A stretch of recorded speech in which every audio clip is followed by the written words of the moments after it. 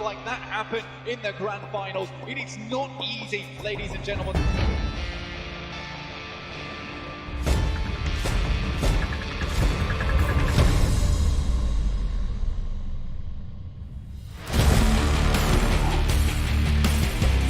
That's a good one. That's a banger, and that's a banger indeed. He hasn't got in to finish him off just yet. Runs round the corner, does the damage.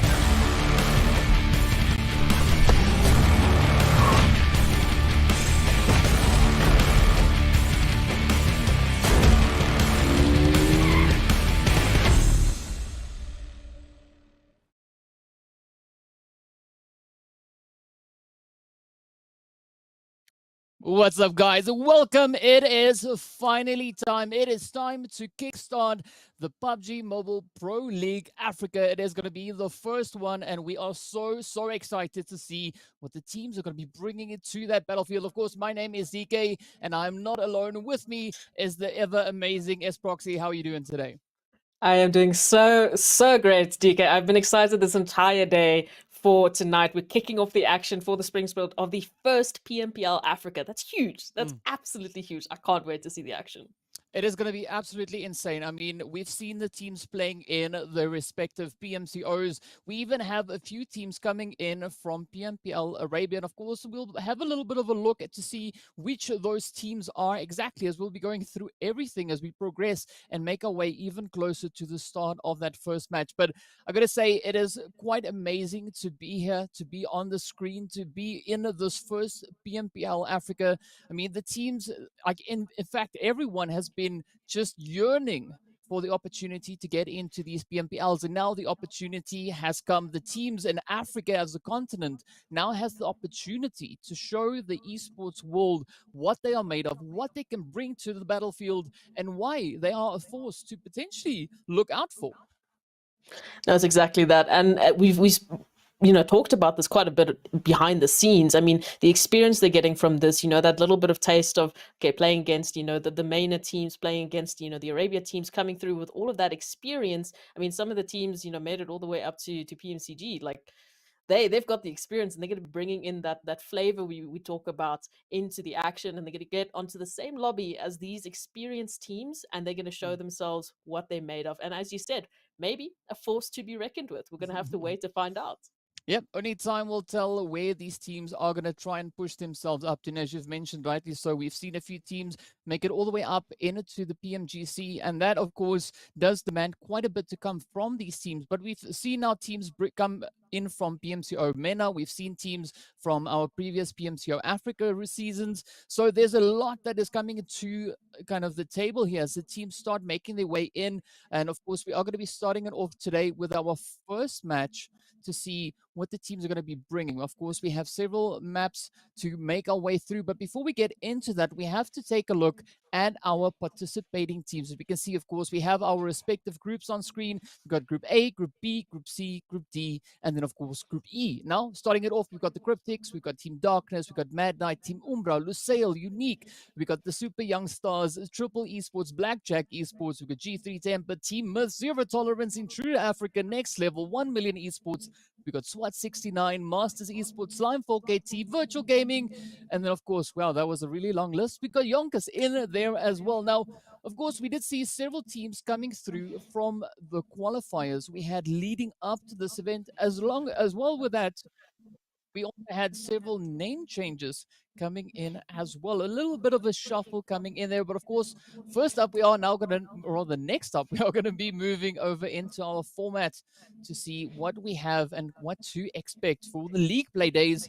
Of course, we are going to be starting it off with 20 teams. All 20 teams that we just saw there are going to be playing their way through their 4 respective matches per day.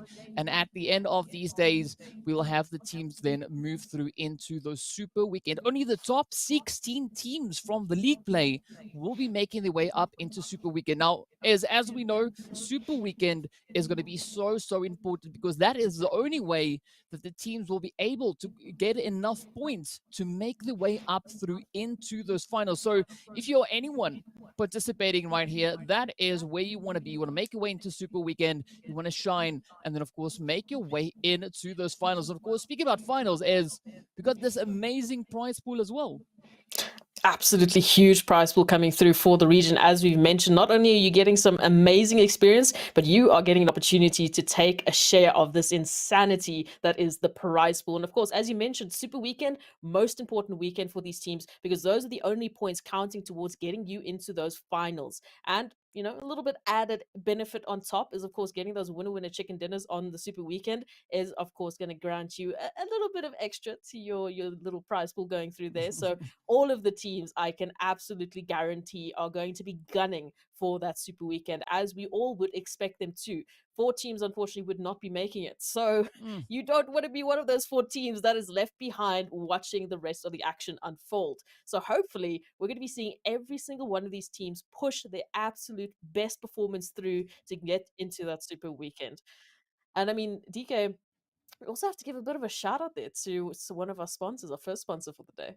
Yeah, of course, we have to give a big shout out to Monster Energy, our official energy drink partner. And I mean, the teams are going to be needing a lot of that energy. Yes, first match, they're going to make their way on into that. Things are going to start off relatively calm and collected. At least that's what I'm expecting to see, right? Because this is going to be the first time that we have all our participating teams, at least out of 4 of the 5 groups, stepping up onto the battlefield, showing us what they are going to be bringing potentially in for the remainder of the league play. Now, what I'm quite curious to kind of see is how the teams are going to be changing their formats, changing their approaches as they move not only from the first match, but also moving from the first day into that second day of league play.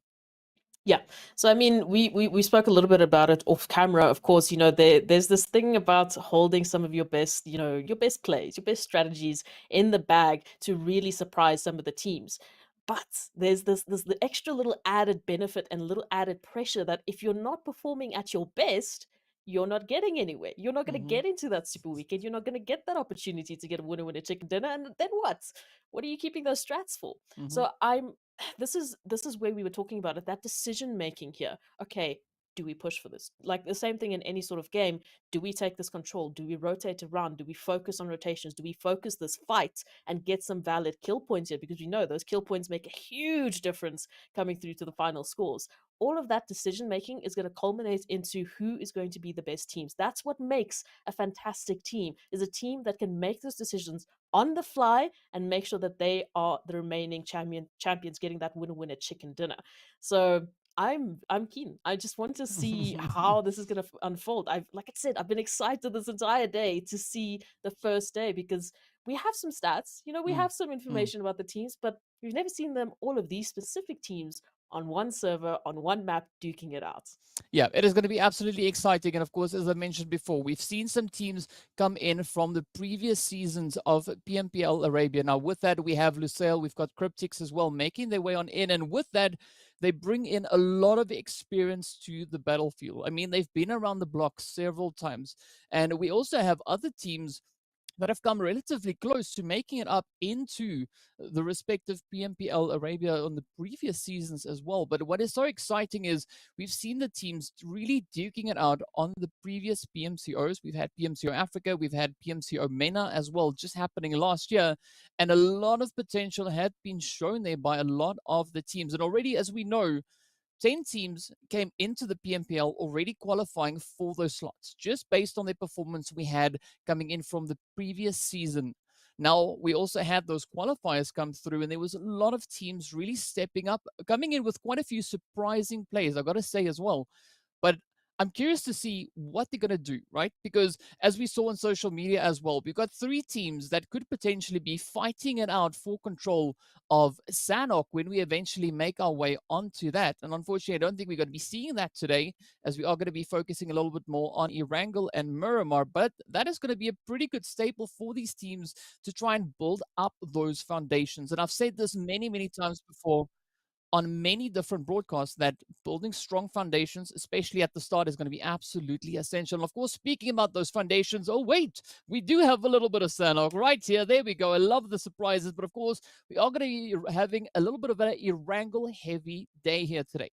Erangel in the start, Erangel at the end, and of course, Erangel right there in the middle. But we got to add in a little bit of that Miramar and Sanhok just to try and balance everything out. Now, I don't know about you, Ez, but I'm quite excited to see what the teams are going to be doing with this because, as we know, Miramar is a map that allows for a little bit more of that long-range engagements for teams really to get down and dirty, if you want to put it that way, over the more extended ranges. And then, of course, adding in a little bit of Sanhok, that is where they now have the opportunity to go and get quite aggressive, as there's not really a lot of space for them to kind of maneuver their way about.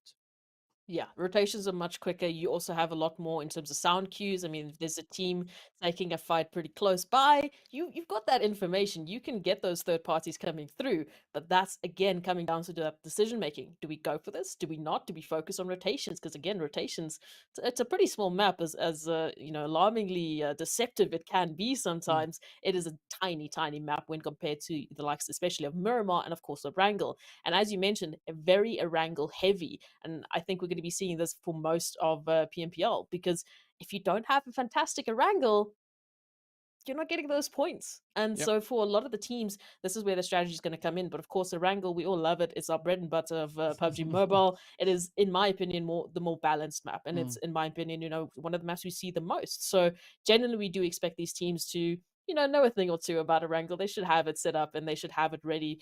And for Sanhok and Miramar, that's where the chaos comes in a little bit. So those teams that are fantastic at close quarter combats are going to absolutely thrive on Sanhok. And those teams that, they get the car shots when they need them, they get the rotations in when they want them. Those are the teams that are going to thrive on Miramar. Those are the teams that are going to be an absolute threat to everyone looking to get some points. Yeah, and I mean it's going to be quite exciting as we've known. Looking back historically, we have teams that perform exceptionally well on Erangel. We've got teams that perform like absolute beasts when it comes to Miramar, and the same, of course, goes for Sanhok. But we've actually had the opportunity to speak to a few of the teams and ask them what their kind of thoughts are coming into this, and a lot of the feedback that I was getting from these teams were that what we saw in the past is not necessarily going to be the same moving into this PMPL. There's a lot of work being put in from the teams trying to kind of strengthen those weaknesses and find ways to better adapt themselves to improve their performances on the respective maps. And I mean, looking at the competition, looking at who they are stacked up against, and that goes for all 20 teams participating, they really have to bring it all if they are looking to be the teams to make it not only into Super Weekend, but also eventually be able to progress up into those finals. Absolutely. And we've said it time and time and time again. It's that work that teams put in behind the scenes that really start to show in the later halves. I mean, we've had many teams that, you and I personally have casted in other events. We've seen them struggle a lot in the beginning. And then all of a sudden, that hard work starts to pay off. And they are getting winner chicken dinners like it's no one's business, making it all the way into PMPL Africa.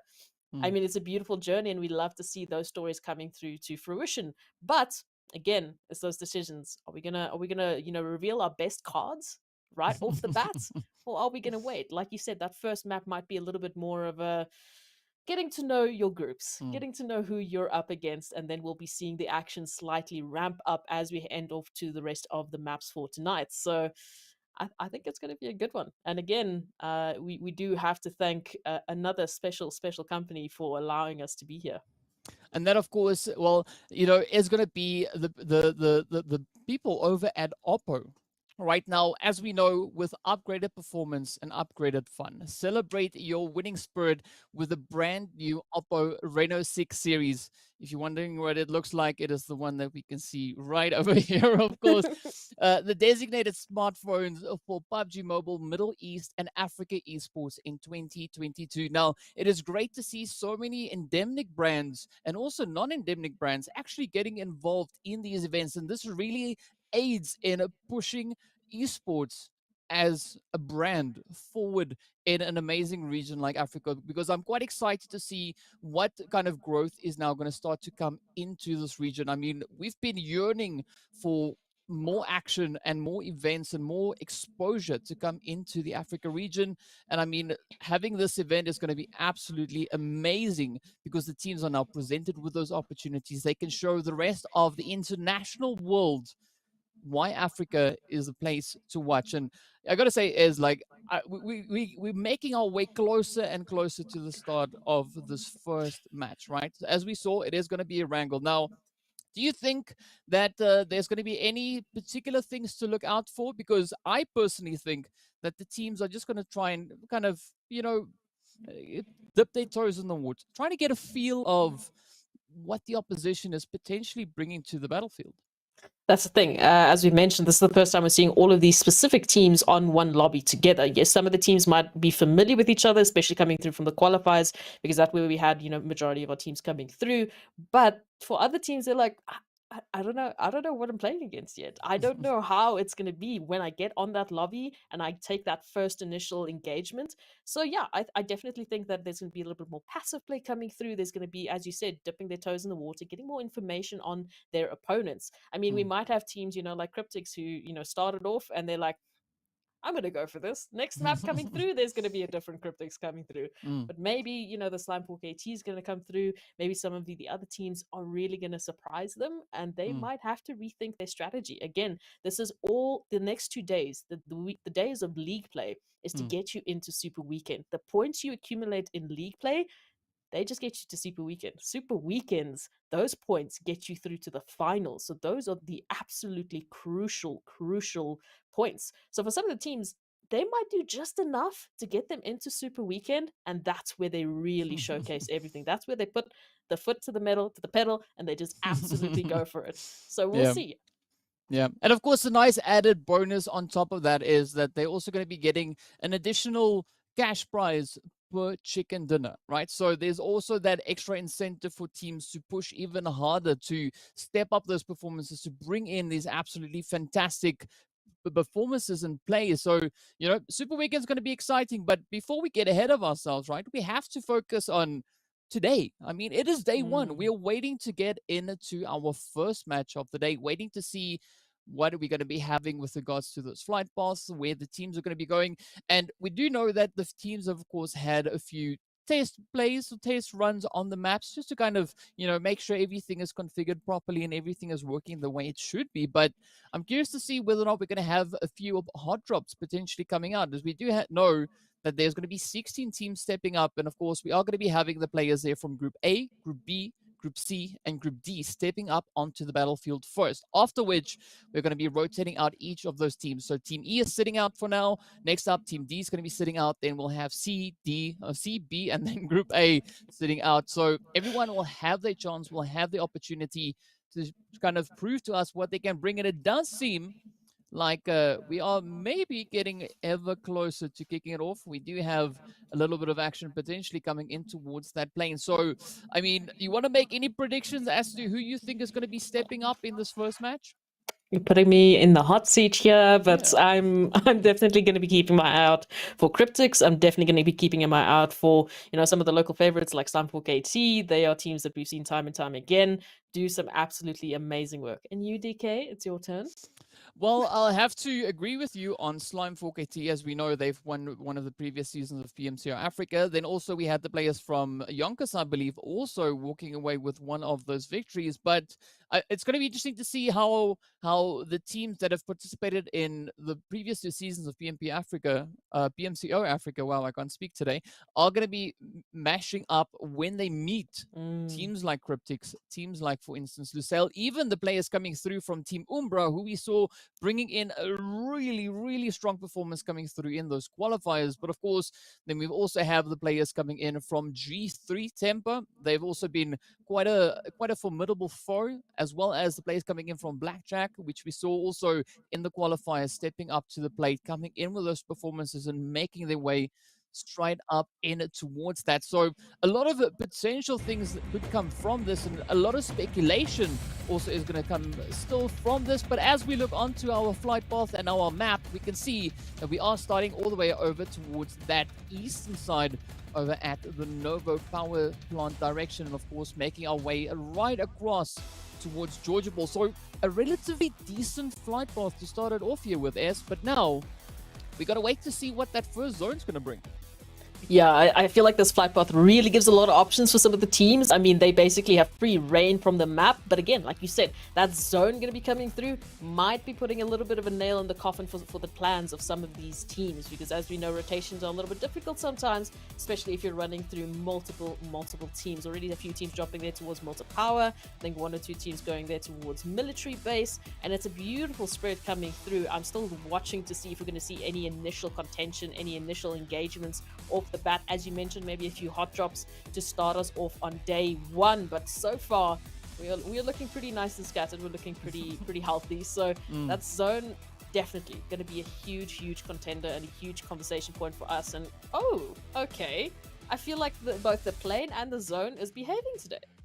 Yeah, it is behaving. I'm not quite sure how it's behaving, but it is behaving in a way, right? Of course, we already see the first casualty coming through on the players there from Team Myths right over on towards Pachinko. They do have a little bit of a contention coming in there, as you've pointed out before. So I'm curious to see what is going to be happening. We were wondering whether or not we're going to have some of that hot drop action come through, and that is, of course, exactly what we see come right up in towards Pachinko. Of course, we do also now see the players there from the Super Young Stars quickly grabbing those vehicles and now starting to make their way a little bit further down towards that ferry pier position. But of course, jumping straight up into the action.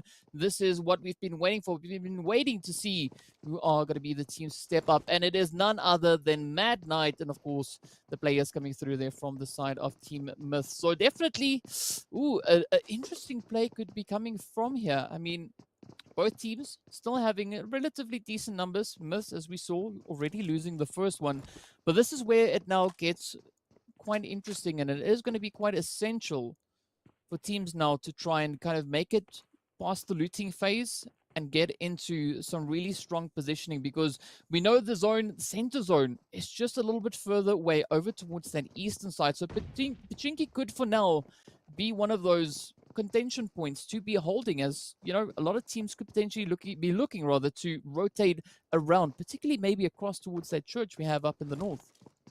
Yeah, a little bit of rotations that can come through. They can disengage from this fight as well. Team Miss, obviously, with that number disadvantage, starting it off with 3 instead of 4, might not be so, incredibly keen for a fight off the bat. Maybe they want to get a little bit of revenge depending on how this is going to be going. But for now, it does look like they're going to go for that disengagement, take a rotation rather outside of the danger zone here, which is currently Pachinko, and quite a few of the other teams as well still going through their looting phases here. Maybe we might be seeing them take a little bit more of a high ground there as to the church position, as you were mentioning, holding that rotation line for the time being. But that's going to come down to their decision making. To me, DK, it just seems like they're getting out of this situation. They don't want anything to do with Mad Knights right now. Yeah, but it's interesting seeing Myths actually pushing a little bit further up on towards the northern side, right? We do have a slight mass migration, if one could call it that, of the players here now, starting to make their way a little bit further away, trying to put a little bit of that distance in between there. And I can respect that, but they should also at the same time look to not open up too much space, right? You still want to kind of have that position to try and potentially play from. But now, as we can see, we do have that that countdown on screen. The first phase is about to start closing on up, and I mean that big old blue zone is going to start making its way on through. And I mean, of course, now as we look on the screen itself, we can see the players here from G3 Temper dropping in a very usual spot for them. I mean, this is kind of if you say G3 Temper, this is what I'm kind of seeing, right? I'm seeing them dropping over on towards this eastern bridge. I see them kind of in and around that farm area, and so far nothing really out of the ordinary. Yes, they do also have the players there from 1 million positioned over on towards that eastern side, but I'm curious to see whether or not we're going to have any of those potential bridge camping players coming through as well. Yeah, that would be a little bit of an interesting one coming through here, because G3 are holding that position right now. They are in perfect contention just to hold that line. They do have another team just off to the side that they might have to deal with, though, if they do intend to, you know, extend their stay there for a little bit. But gatekeeping any of the teams coming through into the zone is a great way to start off with a kill point foundation. Get a couple of kill points in the bag, and then potentially just focus on rotations for the rest of the game and get yourself set up. We still have a few more teams taking rotations into the zone, like Super Young Stars, who are there off to Promosk, who still have to finish up their looting and get into zone. I do see a little bit of a scout coming through from Super Young Stars as well, looking for potentially the team of Triple, who are also still making their rotations through. But still, everyone happy and alive. We still have representation of all of the teams still in this one. There hasn't been any sort of, you know, crazy or chaos going through. So I still think we're going to see that passive gameplay coming through. Some of the teams getting a bit more information as we are, to see how these teams are going to be, you know, contesting. How are they going to be competing in this first day of PMPL Africa? So definitely, DK, I think we might be in for a very interesting zone with those rotations coming through. Team Myth, of course, also very, very close to just getting out of that situation. But Team Umbra, you know, and Broly, Wasted and Broly having a little bit of a showdown here. I think they've seen each other. It does seem like Broly is ready and waiting for something to happen. So this I mean, literally just from one fight into the other, this poor team. Yeah, I mean, it's quite a challenging call coming through there from the side of Myth, but it does seem like, for the time being at least, that Umbra's kind of respecting the space here. They're not pushing up too aggressively on Myth, and now it's all up to Broly to kind of just trying to hold the fort. As we can see, Ramsey was, of course, the first one to get sent right back into that lobby. And I mean, that was, of course, our first elimination. Everyone else still here, still up and running, still ready to go. But we do see now the team starting to converge a little bit more closer to that center zone. And of course, Wasted now just showing us exactly how you are supposed to park a vehicle when you are on the map of Erangel. I mean, this is skill. This is next level.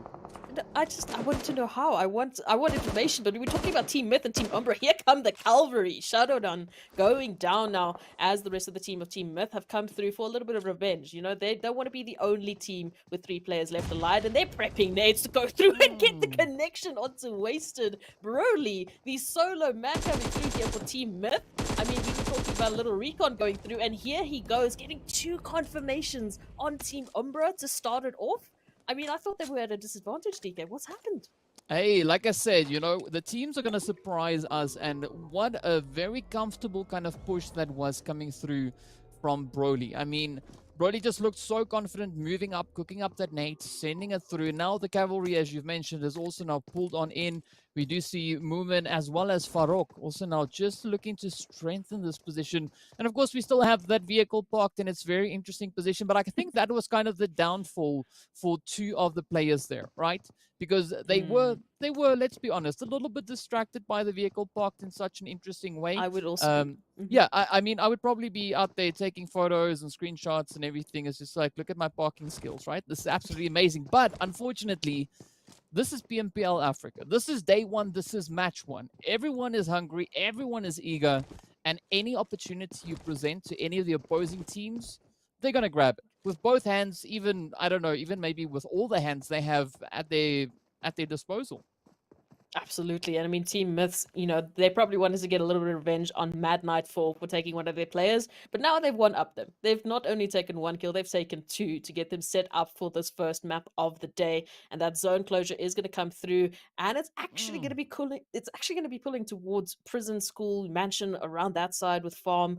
So, ooh, again, rotations. Super Young Stars are still trying to get into the zone, the first one to start it off with, and it does look like G3 Temper has pulled away from the bridge, so there's going to be ample space for all of the teams to relatively get into zone unscathed, depending on how, of course, these contentions are going to come through, because now, as we know with battle royales, that space is going to start shrinking, and the chaos will be ensuing. As we said, many of these teams absolutely hungry for points, and maybe some of the other teams a little bit more cautious, a little bit more worried about how these teams are going to be performing today and how they're going to be taking their strategies into this one. So many teams right now, DK, just rotating right next to each other, or shoulder to shoulder, wheel to wheel.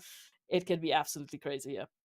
Yeah, when it gets cheek to cheek, that's when I start to become quite worried, right? Because it's really close. If it was Sanok, yes, I would understand, but this is Erangel. Come on, I mean, we're expecting some pretty OP plays to come through, and already we can see that kill feed starting to light up, as we do have a little bit of a convergence here. Myth now going for yet another push. We do see Broly cooking up the nade once again, but up comes Dexter, putting the shots on through. Oh, but gets down as Broly is so quick to react and going at it once again, trying to 1v everyone in this match so far.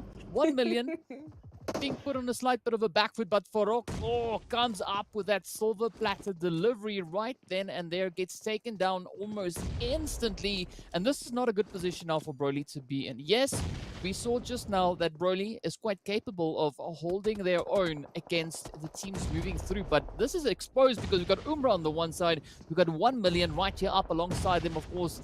The nades now still getting sent out, and this is where Broly needs to be super careful, because if you move a little bit too far, you open yourself up for Umbra. But of course, if you're not cautious, 1 million, they're just going to walk up and say thank you so much. We really appreciate those elims getting delivered right towards us. And now 1 million not really noticing that rotation has come through now, as Broly has been able to escape, but of course Umbra still just tapping away slowly, trying to keep the pressure up. Yeah, absolutely. But they would have loved to get a team confirmation there, a team sweep, get the first team out for the counts, and of course, you know, just get closer and closer to that point where placement points are absolutely guaranteed. We still have 16 teams alive, so far any team that goes out here, unfortunately, might be a little bit sour, to say the least. And for Broly, they're making absolutely beautiful work, managing to, I think, take the kill count up to 3. Unfortunately, now left as a solo for Team Myth, so we'll have to just focus on rotations and keep it stealthy, keep it so stealthy. And Super Young Stars, as we were mentioning, with those rotations coming through, now unfortunately meeting intruders, which means they are not having the best of times.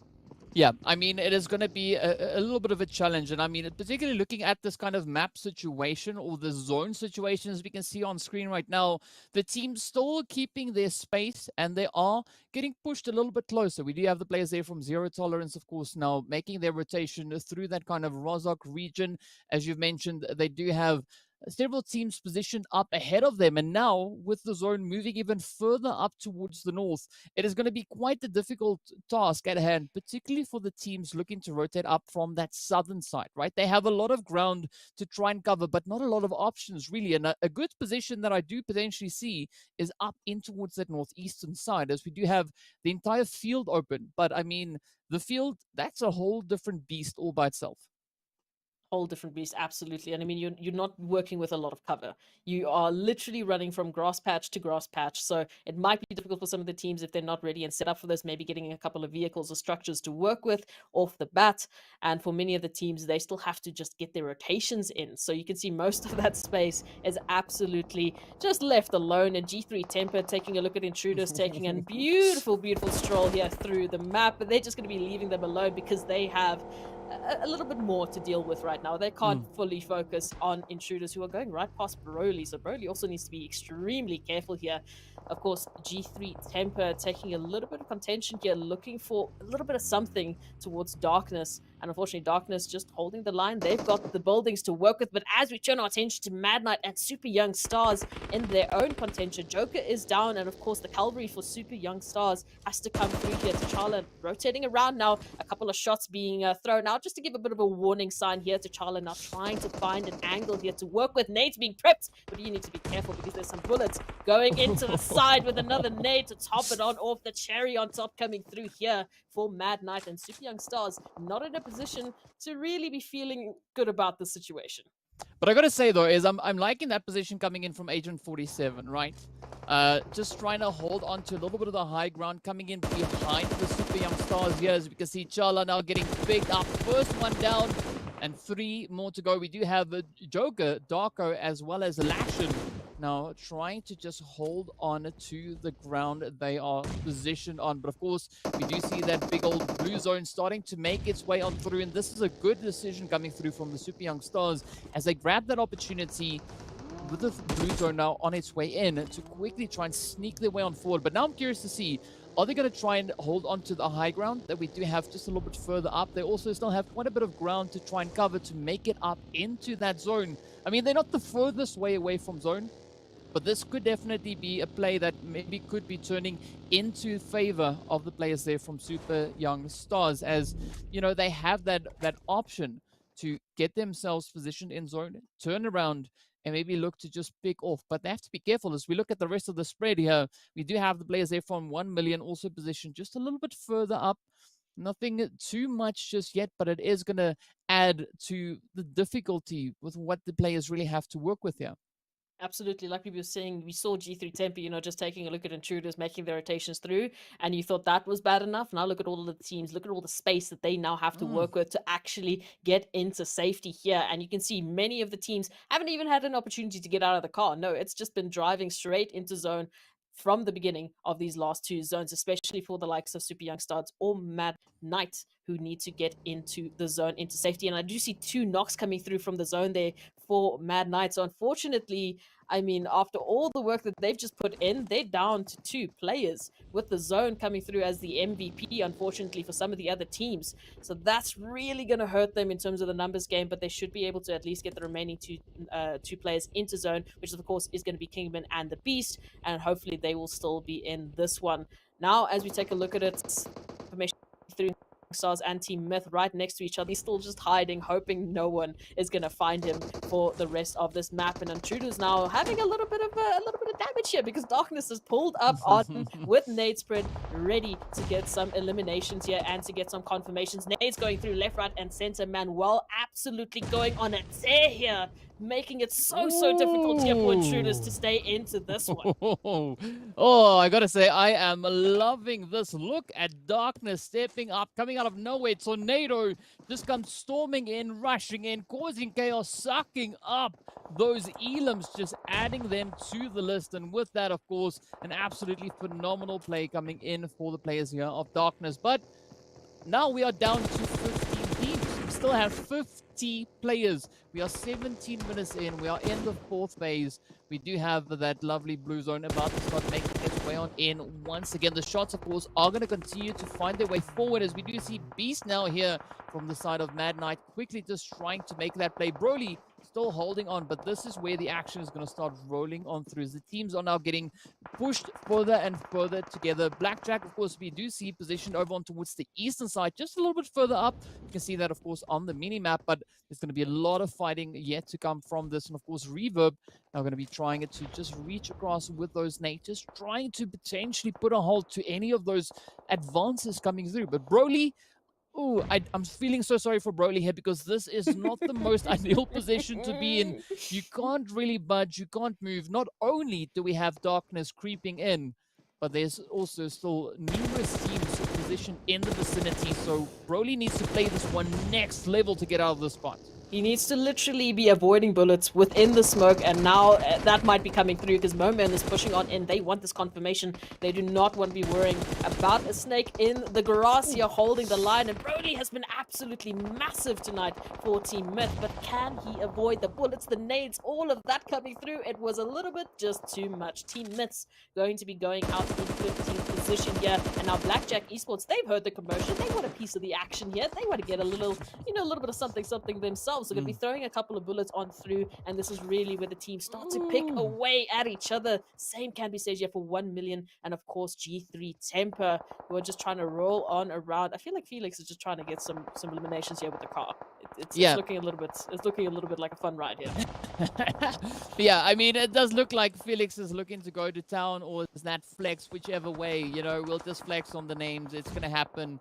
But of course, now G3 being put on quite a bit of a back foot here. We also have the players there from Zero Tolerance are getting sent away. But here we go, 1 million G3 side by side, getting ready to duke it out. Of course, all the teams now, as we can see, still positioned on the outside of zone, having quite a bit of ground to try and cover to make it in. We already do see the players there from Lusail, and of course, players there from Next Level positioned quite securely within the next phase, the next zone. But the fighting on the edge of zone is going to be absolutely essential if either of these two teams, 1 million or G3, are going to be looking to get a safe rotation up into the zone. Of course, the pressure is going to be on as blue zone is only about 5 seconds or so away.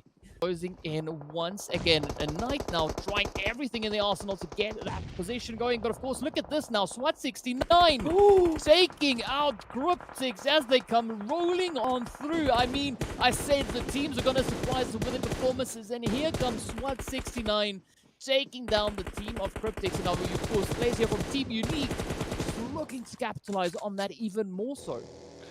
Absolutely, just coming through in clutch. I mean, that was a bit of a surprise for myself, watching all of this action unfold as we see it. G3 Temper making a little bit of a confirmation there with 1 million, but now Blackjack Esports have moved on through into zone, trying to hold on to some of the space that's left alive, and they are just gatekeeping anyone trying to come through and getting a gate themselves, it looks like, by Darkness. Turning our attention to all of the teams still trying to make it into zone, and that zone is slowly but surely creeping on in. Unfortunately, now we've had quite a few eliminations come through. We're down to 10 teams left standing in this zone, and you were saying it, not a lot of room to work with here. Very little bit of cover, but at least there's some ridge lines, as we can see. Lusail holding the line here. Triple Esports also were on a tear there to take down Zero Tolerance, but now they might have to deal with all of the other teams taking rotations in, trying to find just a little gap to work with. And for some reason, we have all of the teams just clustered in the southern part of that zone. Next Level is just sitting and waiting and watching what's going on. How can we get involved in here? Ooh, I was about to say that SWAT, rather the players there from Lusail, actually look to be in a really good position, but they've got so many teams now actually moving up around them that this advantage now could be turning into quite a bit of a challenge. But of course, players here from SWAT 69 are going to come rolling on through. Lusail quick on the trigger fingers, quick to react, as they also now have to try and bring up their fallen team members there. But of course, now 9 teams rather now remain. You can see several knocks spread out through the map here, and we have that next zone getting ready to pop up once again. Of course, we do see the players there from Darkness and Blackjack positioned over on towards that southeastern side, but as you pointed out, a lot of congestion coming in on the southwestern. But now look at this, Morteza right there on the edge of that zone, and if Morteza is able to just move their way a little bit further forward, they could find themselves in a really interesting position, being the first team to secure that angle within the zone. But I mean, looking up north towards the players there from Next Level, as well as the Super Young Stars, it is going to be absolutely brutal to try and find a good, decent position to move into. Of course, looking at the map, there is no more hard cover left, aside from a few hay bales and maybe a rock here or there. But other than that, it is just down to the wits of these players. We can see the players here now from Triple also getting ready to step up, show us what they've got. But it is going to be an absolutely brutal fight, as there's no clear straight path up in towards the zone just yet. But up they come now, looking to contend against Lusail, and the shots are just going to come ringing on through. Triple Esports looking to get confirmations here. They've only got Maestro and Farmer left, but now as we turn our attention Looks like they're going to be having a little bit of trouble coming through. As you mentioned, Team Umbra very close to get the only little bit of real estate in the zone. But what real estate is it really worth if there's no cover to work with? The only cover that we might be seeing some structures might be the cars rotating through, might be a ridgeline or two. And so much confirmations coming through here for Lusail, who've managed to hold the line. They were under so much pressure, keeping their heads on a swivel from so many teams, just punting bullets at them. But they've managed to stay alive. Maestro still alive for Triple Esports, just snaking in the grass, trying to hold on to this one. Of course, wants to make sure that their team is still represented into this final zone. We've got a few teams down to one member, and there's the confirmation for Triple Esports. Unfortunately, Maestro out for the count. Umbra still down to one, player left. Super Young Stars down to 2. Blackjack Esports down to 2. So many of the teams have been taking a lot of losses just getting into this final zone, and we still got 6 teams left. With that blue zone and that confirmation coming through, now the teams are scrambling for a little bit of space to work with here. Next level going to be the ones to start it off with, as well as Lusail Esports getting those confirmations, making sure the last remaining solo player is out for the count. Now we've got some good numbers here, DK. 4 teams remaining. Oh, now this is where things are going to get super difficult. Of course, Blackjack just riding that kind of ball position they have on the edge. Super Young Stars coming in from the north. That zone, of course, getting ready to move up once again. Well, sorry, this looked like a ball, but instead they're just utilizing those hail bells. Instead, it is the players there from Lusail we see positioned a little bit more in towards the bowls. Of course, there is one just up towards the north, and now they have to try and kind of sneak their way on in, as that could potentially be a favorable position to move into. Of course, up comes the portable hard covers. We do see those buggies now getting ready to roll on through. Curious to see whether or not Watson is actually going to be looking to potentially maybe blow up the vehicle to utilize it as cover, or are they going to be looking to sneak it all the way through into the 7th phase? But of course, now this is where it all comes down to positioning and those lightning fast reactions. We can see Unknown now taking the risk, getting in the vehicle, looking to just potentially creep it up a little bit closer, move it into position, but the shots are coming through and putting quite a bit of a halt to that potential play. Now, this is where we look to see what the teams are going to be doing, because Blackjack holding on, just trying to inch their way on through. Super Young Stars, because he also sitting on 2, but up comes Next Level, the only squad still rocking all 4 of their players.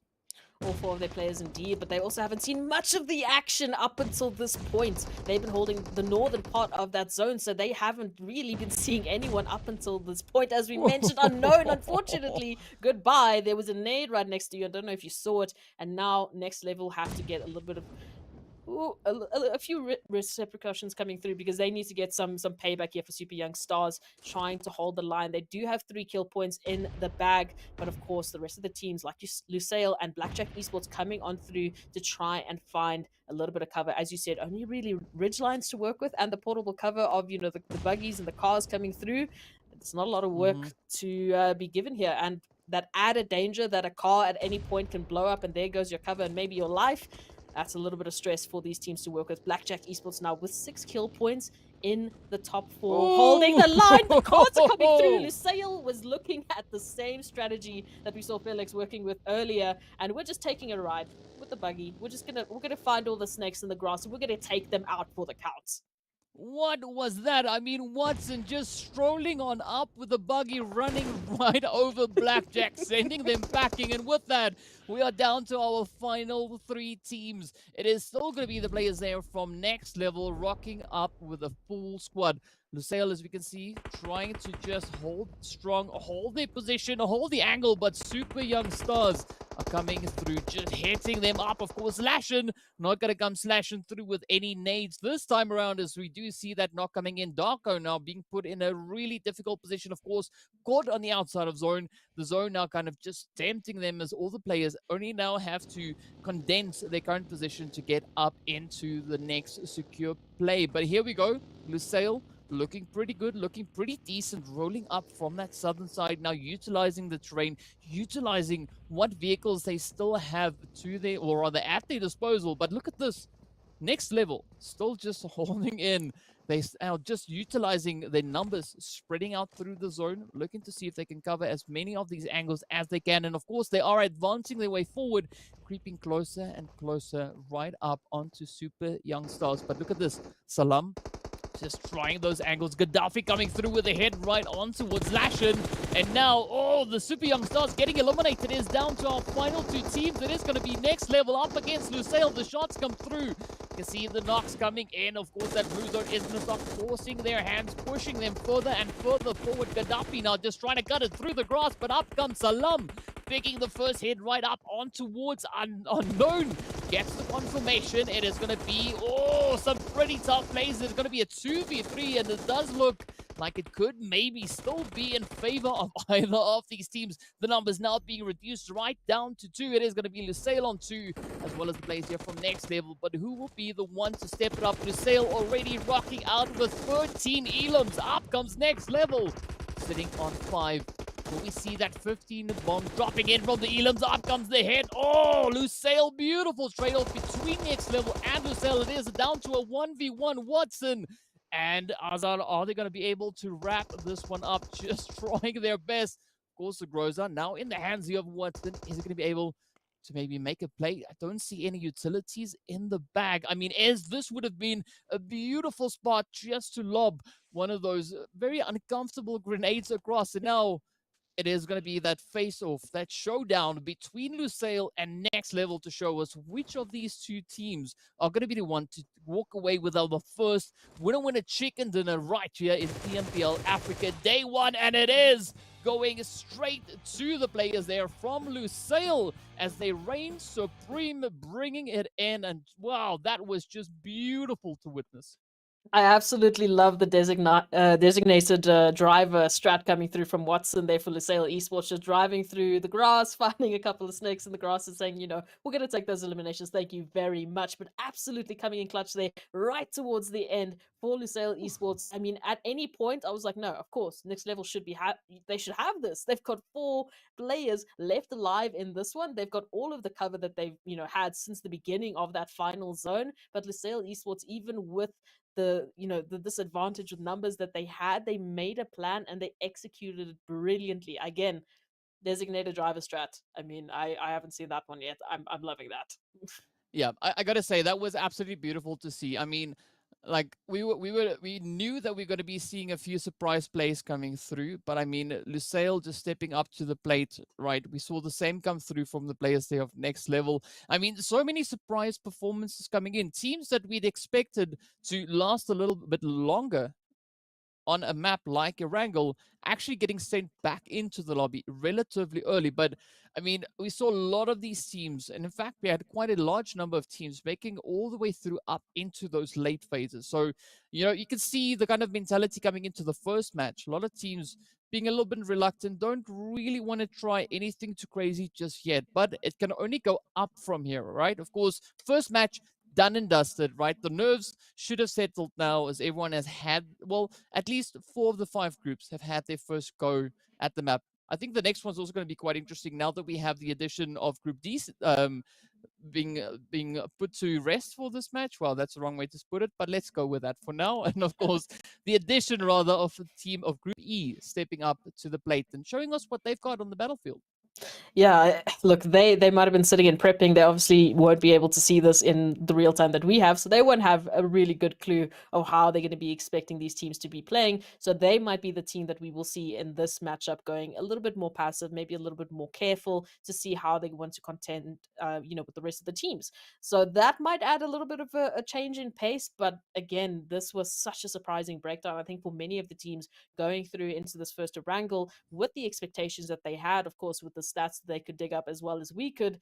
They weren't expecting that. They definitely weren't expecting that, because absolutely, as you mentioned, some of the teams we thought we'd be seeing in those final zones getting absolutely just rolled over, I guess in the case of Lusail taking the designated driver strat, getting rolled over by buggies left, right and center and saying, well, goodbye. That's unfortunately going to be it. And again, we have to give some homage to the beautiful amount of nades that we were seeing coming through here.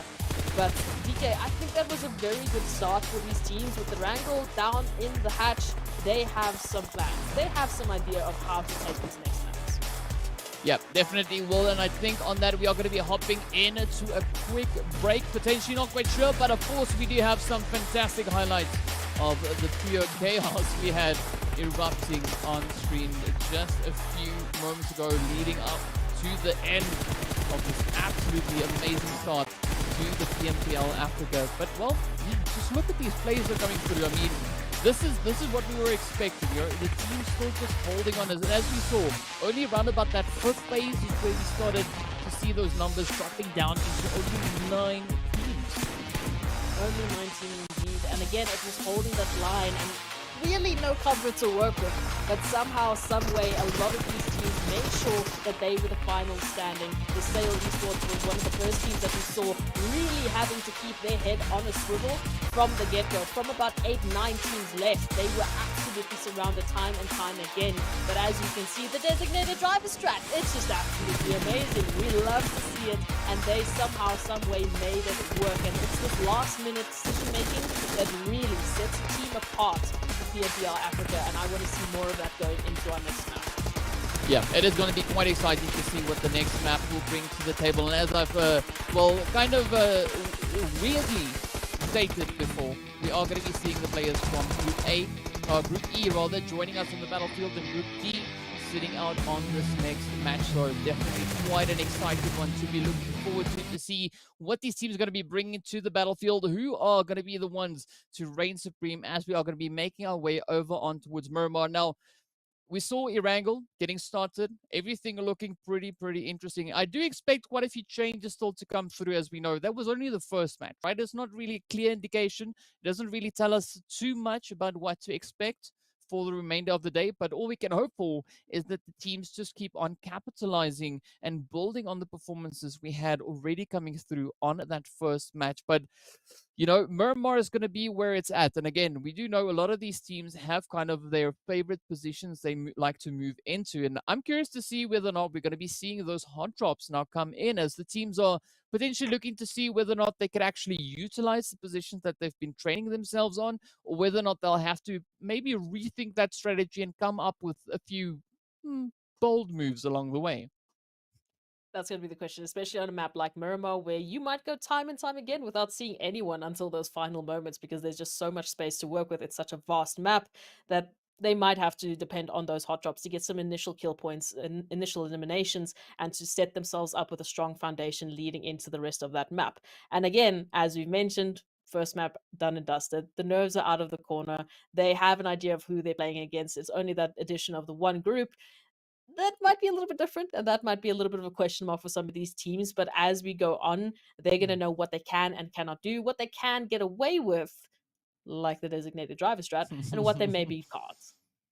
Yeah, I mean, definitely, you got to say the designated driver play was quite interesting. But you know, looking back at what we saw coming through in this first match, I got to commend Broly with a really strong defensive play. Just landing an absolutely beautiful grenade. Unfortunately, as we got into those later phases, Broly was kind of pinned down in the shack, and of course getting rushed by the players from Darkness moving in from that southern side. You know, and it's interesting to see how the dynamics kind of change up as the teams continue to make their way forward, and that zone continuously keeps on advancing. But I do think things could maybe be a little bit more laid back, at least for the start, over on Miramar, as it is quite an expansive map. There's a lot of space really for the teams to utilize. And as we know, the terrain really allows for teams to position themselves all across that map, getting into some more interesting positions, if we can put it that way. Interesting additions, that can come through. But I think on Miramar, when you talk about those plays that Broly was showing as well, Team Myth unfortunately starting off on a bad foot from the get-go, losing a player to Mad Knight and making the rotations coming through. They then again find another team and another team and another team. That just seems to be how they keep going. But with that fight with Team Umbra, you really saw that energy coming through. Again, the parking strategy aside, they really made it work there. They were the ones who got the information. They, held the ground, Broly waited, and that cavalry came through, and that was the trigger. They took the execution through, and they did it fantastically, because they went away with 2 kills, and then I think a third thereafter. So for them, yes, unfortunately, Broly did have to solo for the rest of the game, but they made it up to, about 7, 8, or 9 with 3 or 4 kills. It's not too bad for the first game. And as we mentioned, they want to get as many points as they possibly can to get themselves into Super Weekend, or at least enough to make sure that they get those positions. So I think for some of these teams, I don't know if we've seen, everything that they really have to offer. I think they're still keeping some of it in the back pocket. I think some of the teams did decide, as you said, to do a few hot drops, maybe a few hot strategies, take a few teams out, take that contention, take those fights to them, and it worked out for them. But Yep. is it gonna be the same going into Miramar?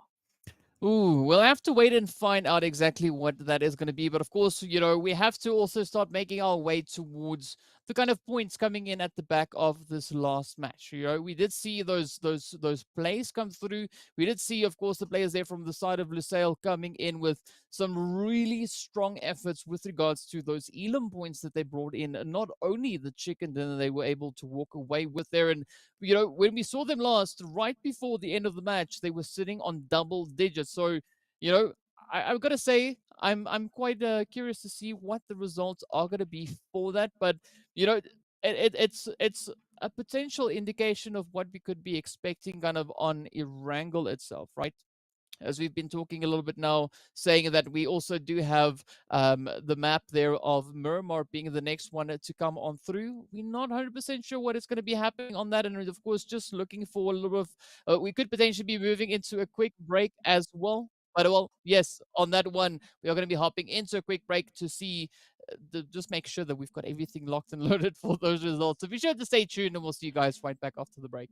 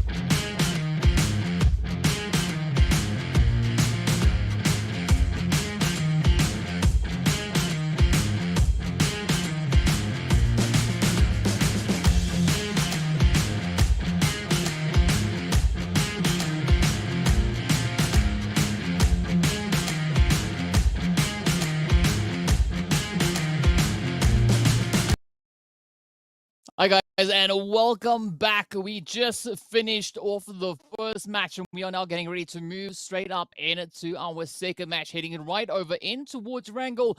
And of course, before we do any of that, we got to give a big shout out to Nomo TV, the PUBG Mobile 2022 official streaming platform partner. So big love going out to all the brands involved in this event. Now, this is where we get to see the players there from Group E now stepping up to the plate. And that is, of course, going to be Masters. It is going to be Slime 4KT, as well as the players there from Virtual Game. And, of course, YONKOUS also now having to show us what they've got. And I got to say, this could potentially be quite an interesting match. Absolutely. I mean, the addition of those players going into this one, I think is really going to make a huge difference because, as you mentioned, for some of the teams, they have an idea, okay, we know who we've just played through on Erangel, but now we're throwing 4 new teams into the mix, and those 4 teams are no teams to scoff at, really. They were some of the teams we were really keeping our eye on, coming through from the qualifiers, coming through from wherever they did, making a splash in the scene is absolutely what they're going to be looking to do. And of course, it's going to be on Miramar. So now Miramar, that more space could be added to the mix here. And for some of the teams, it means that they might not be seeing those contentions as early as they would have wanted to. Maybe get a few of those picks, as we saw what Mad and I did there with Team Myth early on in Erangel. They're going to have to wait potentially to those final zones, which is a little bit of added stress, DK, because now we don't have a lovely kill points, foundation to work with. Yeah, that is a little bit unfortunate, but either way, the teams will have yet another opportunity now to make up for whatever they felt was a little bit lacking coming through in that first match, right? So this is going to be the second match coming in for the players there from Group A, Group B, and Group C. So whatever they are looking to improve on, that is definitely what they could look to change coming up here into Miramar. And it's interesting to see a little bit more of that eastern flight path now being accompanied by a super southern shifting right on in. And this is what we love to see. We don't see Los Higos, Prison, and Minas del Sur, even Val del Mar being one of those positions teams could potentially move right on up in towards. But, no better time than right now. But I am, however, looking over on towards Picado, right? We have quite a few teams just dropping down right here, as we can see the players now from Triple, also just meeting themselves up alongside the players coming in here from Mad Knight. And in fact, this is the second time that Mad Knight now finds themselves in a little bit of a hot seat. It does, and I don't know if it's going to go as well as it did for them the first time around with Team Myth. This time they're going to be up against, of course, Triple Esports, who also made a huge splash there towards the end of our previous map. They were a little bit unlucky, with the nades. There was unfortunately a little bit of added explosive action into what they really wanted to have, which would have been a winner-winner chicken dinner. But this time around, they might have a good foothold into this Miramar map. Now, Mad Knight, they've gone silent, waiting for that information and trying to find an angle here. Of course, Master desperately trying to get information here as he is being swarmed with Mad Knight going up on into the building, and the Beast going to be the first one to start it off with, get that confirmation already on Triple Esports. It does seem like Mad Knight really do thrive in these early game positions where they get those early fights with the Uzis coming through. They can absolutely just run and gun and get a few kill points on the board, which for Miramar, DK, I feel like is a really good added benefit because, as you've mentioned, so much space. There is no confirmation or there is no guarantee that you're going to be seeing anyone up until those final zones. And Team Myth again, unfortunately, going to be losing a player starting off early on into this one. Yep, they find themselves right up alongside the players there from Umbra, as we can see, lighting up in the kill feed. But the pressure is definitely going to be on right here up in towards Picado. I mean, Triple Esports holding on to the northern angle here with the players there coming in on that southern side. As it's going to be quite a tough play, either which way you spin this, right? Now, Triple Esports going to be the next one to go up against the players here from Mad Knight. And I got to say, Mad Knight, they're making a really good name for themselves so far, looking pretty decent. They're holding strong. But of course, we're looking to see how that is now going to translate through in towards that next play and how far they're going to be able to push it in. We know in the previous match, Mad Knight made it all the way up in towards that top 10. Are they going to be looking to replicate that once again? We're not 100% sure just yet, but for the time being, it does seem like they do have the upper hand on the players coming in from the side here of Triple Esports. So we do have Maestro, Thor, and Miramar now on the opposite end. Those utilities, of course, getting sent out. And it is going to be a little bit of a gamble, seeing that the teams are fighting it out right here up in towards the casino. And I mean, thankfully for them, they've got pretty much the entirety of Picardo here to work with. So no one's really going to be getting involved in this one just yet. Everyone is dealing with their own problems with those rotations coming through. We might see Team Umbra eventually rotate out into this one. It is a possibility, but for the time being, Triple Esports and Mad Knight, they have the space to themselves to get this confirmation. And we might be seeing an early team confirmation, team wipe coming through with these eliminations, depending on which way it's going to slide. Right now, Triple Esports desperately and hungry for this fight. I don't think they're going to be disengaging anytime soon. They want that revenge. They want to get some payback there for their teammates and make sure they get those kill points coming through, get those eliminations. And for Mad Knight right now, they're surrounded. I mean, they want to get those rotations out of here, but unfortunately, you've got the likes of Frama, who's definitely just looking at every possible exit point and wilding, turning that head on a swivel there to make sure that they do not get out of this one. Agent 47 is off to the side there with a little bit of a flanking position there. They have some information. Of course, the Beast, with that verticality, might be able to get involved in this one, but it might be down to Ammo and Kingerman to hold their own against Maestro and Farmer, who are desperately trying to find an angle, trying to find some rotation into this one. With that zone coming through, Agent 47 going to be making their debut, just throwing a couple of bullets there to get some damage dealt to the likes of Triple Esports, give their teammates a little bit of help here, but it might not be enough. From it comes through there with the first knock and now looks for the rest. Unfortunately, Maestro just around the side is going to be missing that nade as Kingerman is making a swift rotation up the stairs to try and find an angle here to work with here. Unfortunately, it might not be enough. Here comes the confirmation. Thor is going to be taking Kingerman down, and now all of a sudden it is Mad Knight on the back foot here. It is Agent 47 and the Beast, DK, that have to hold the line or disengage. Yeah, it is going to be absolutely essential now for them to kind of make that call. Are we going to see Agent 47 and the Beast looking to maybe move up, or are they going to start looking to rotate elsewhere? As you know, the players coming through from the side there of Triple Esports really holding strong with regards to this casino. You know, like I was thinking for a second there that the players from Mad Knight actually had a bit of an advantage looking at the spread they had approaching this position.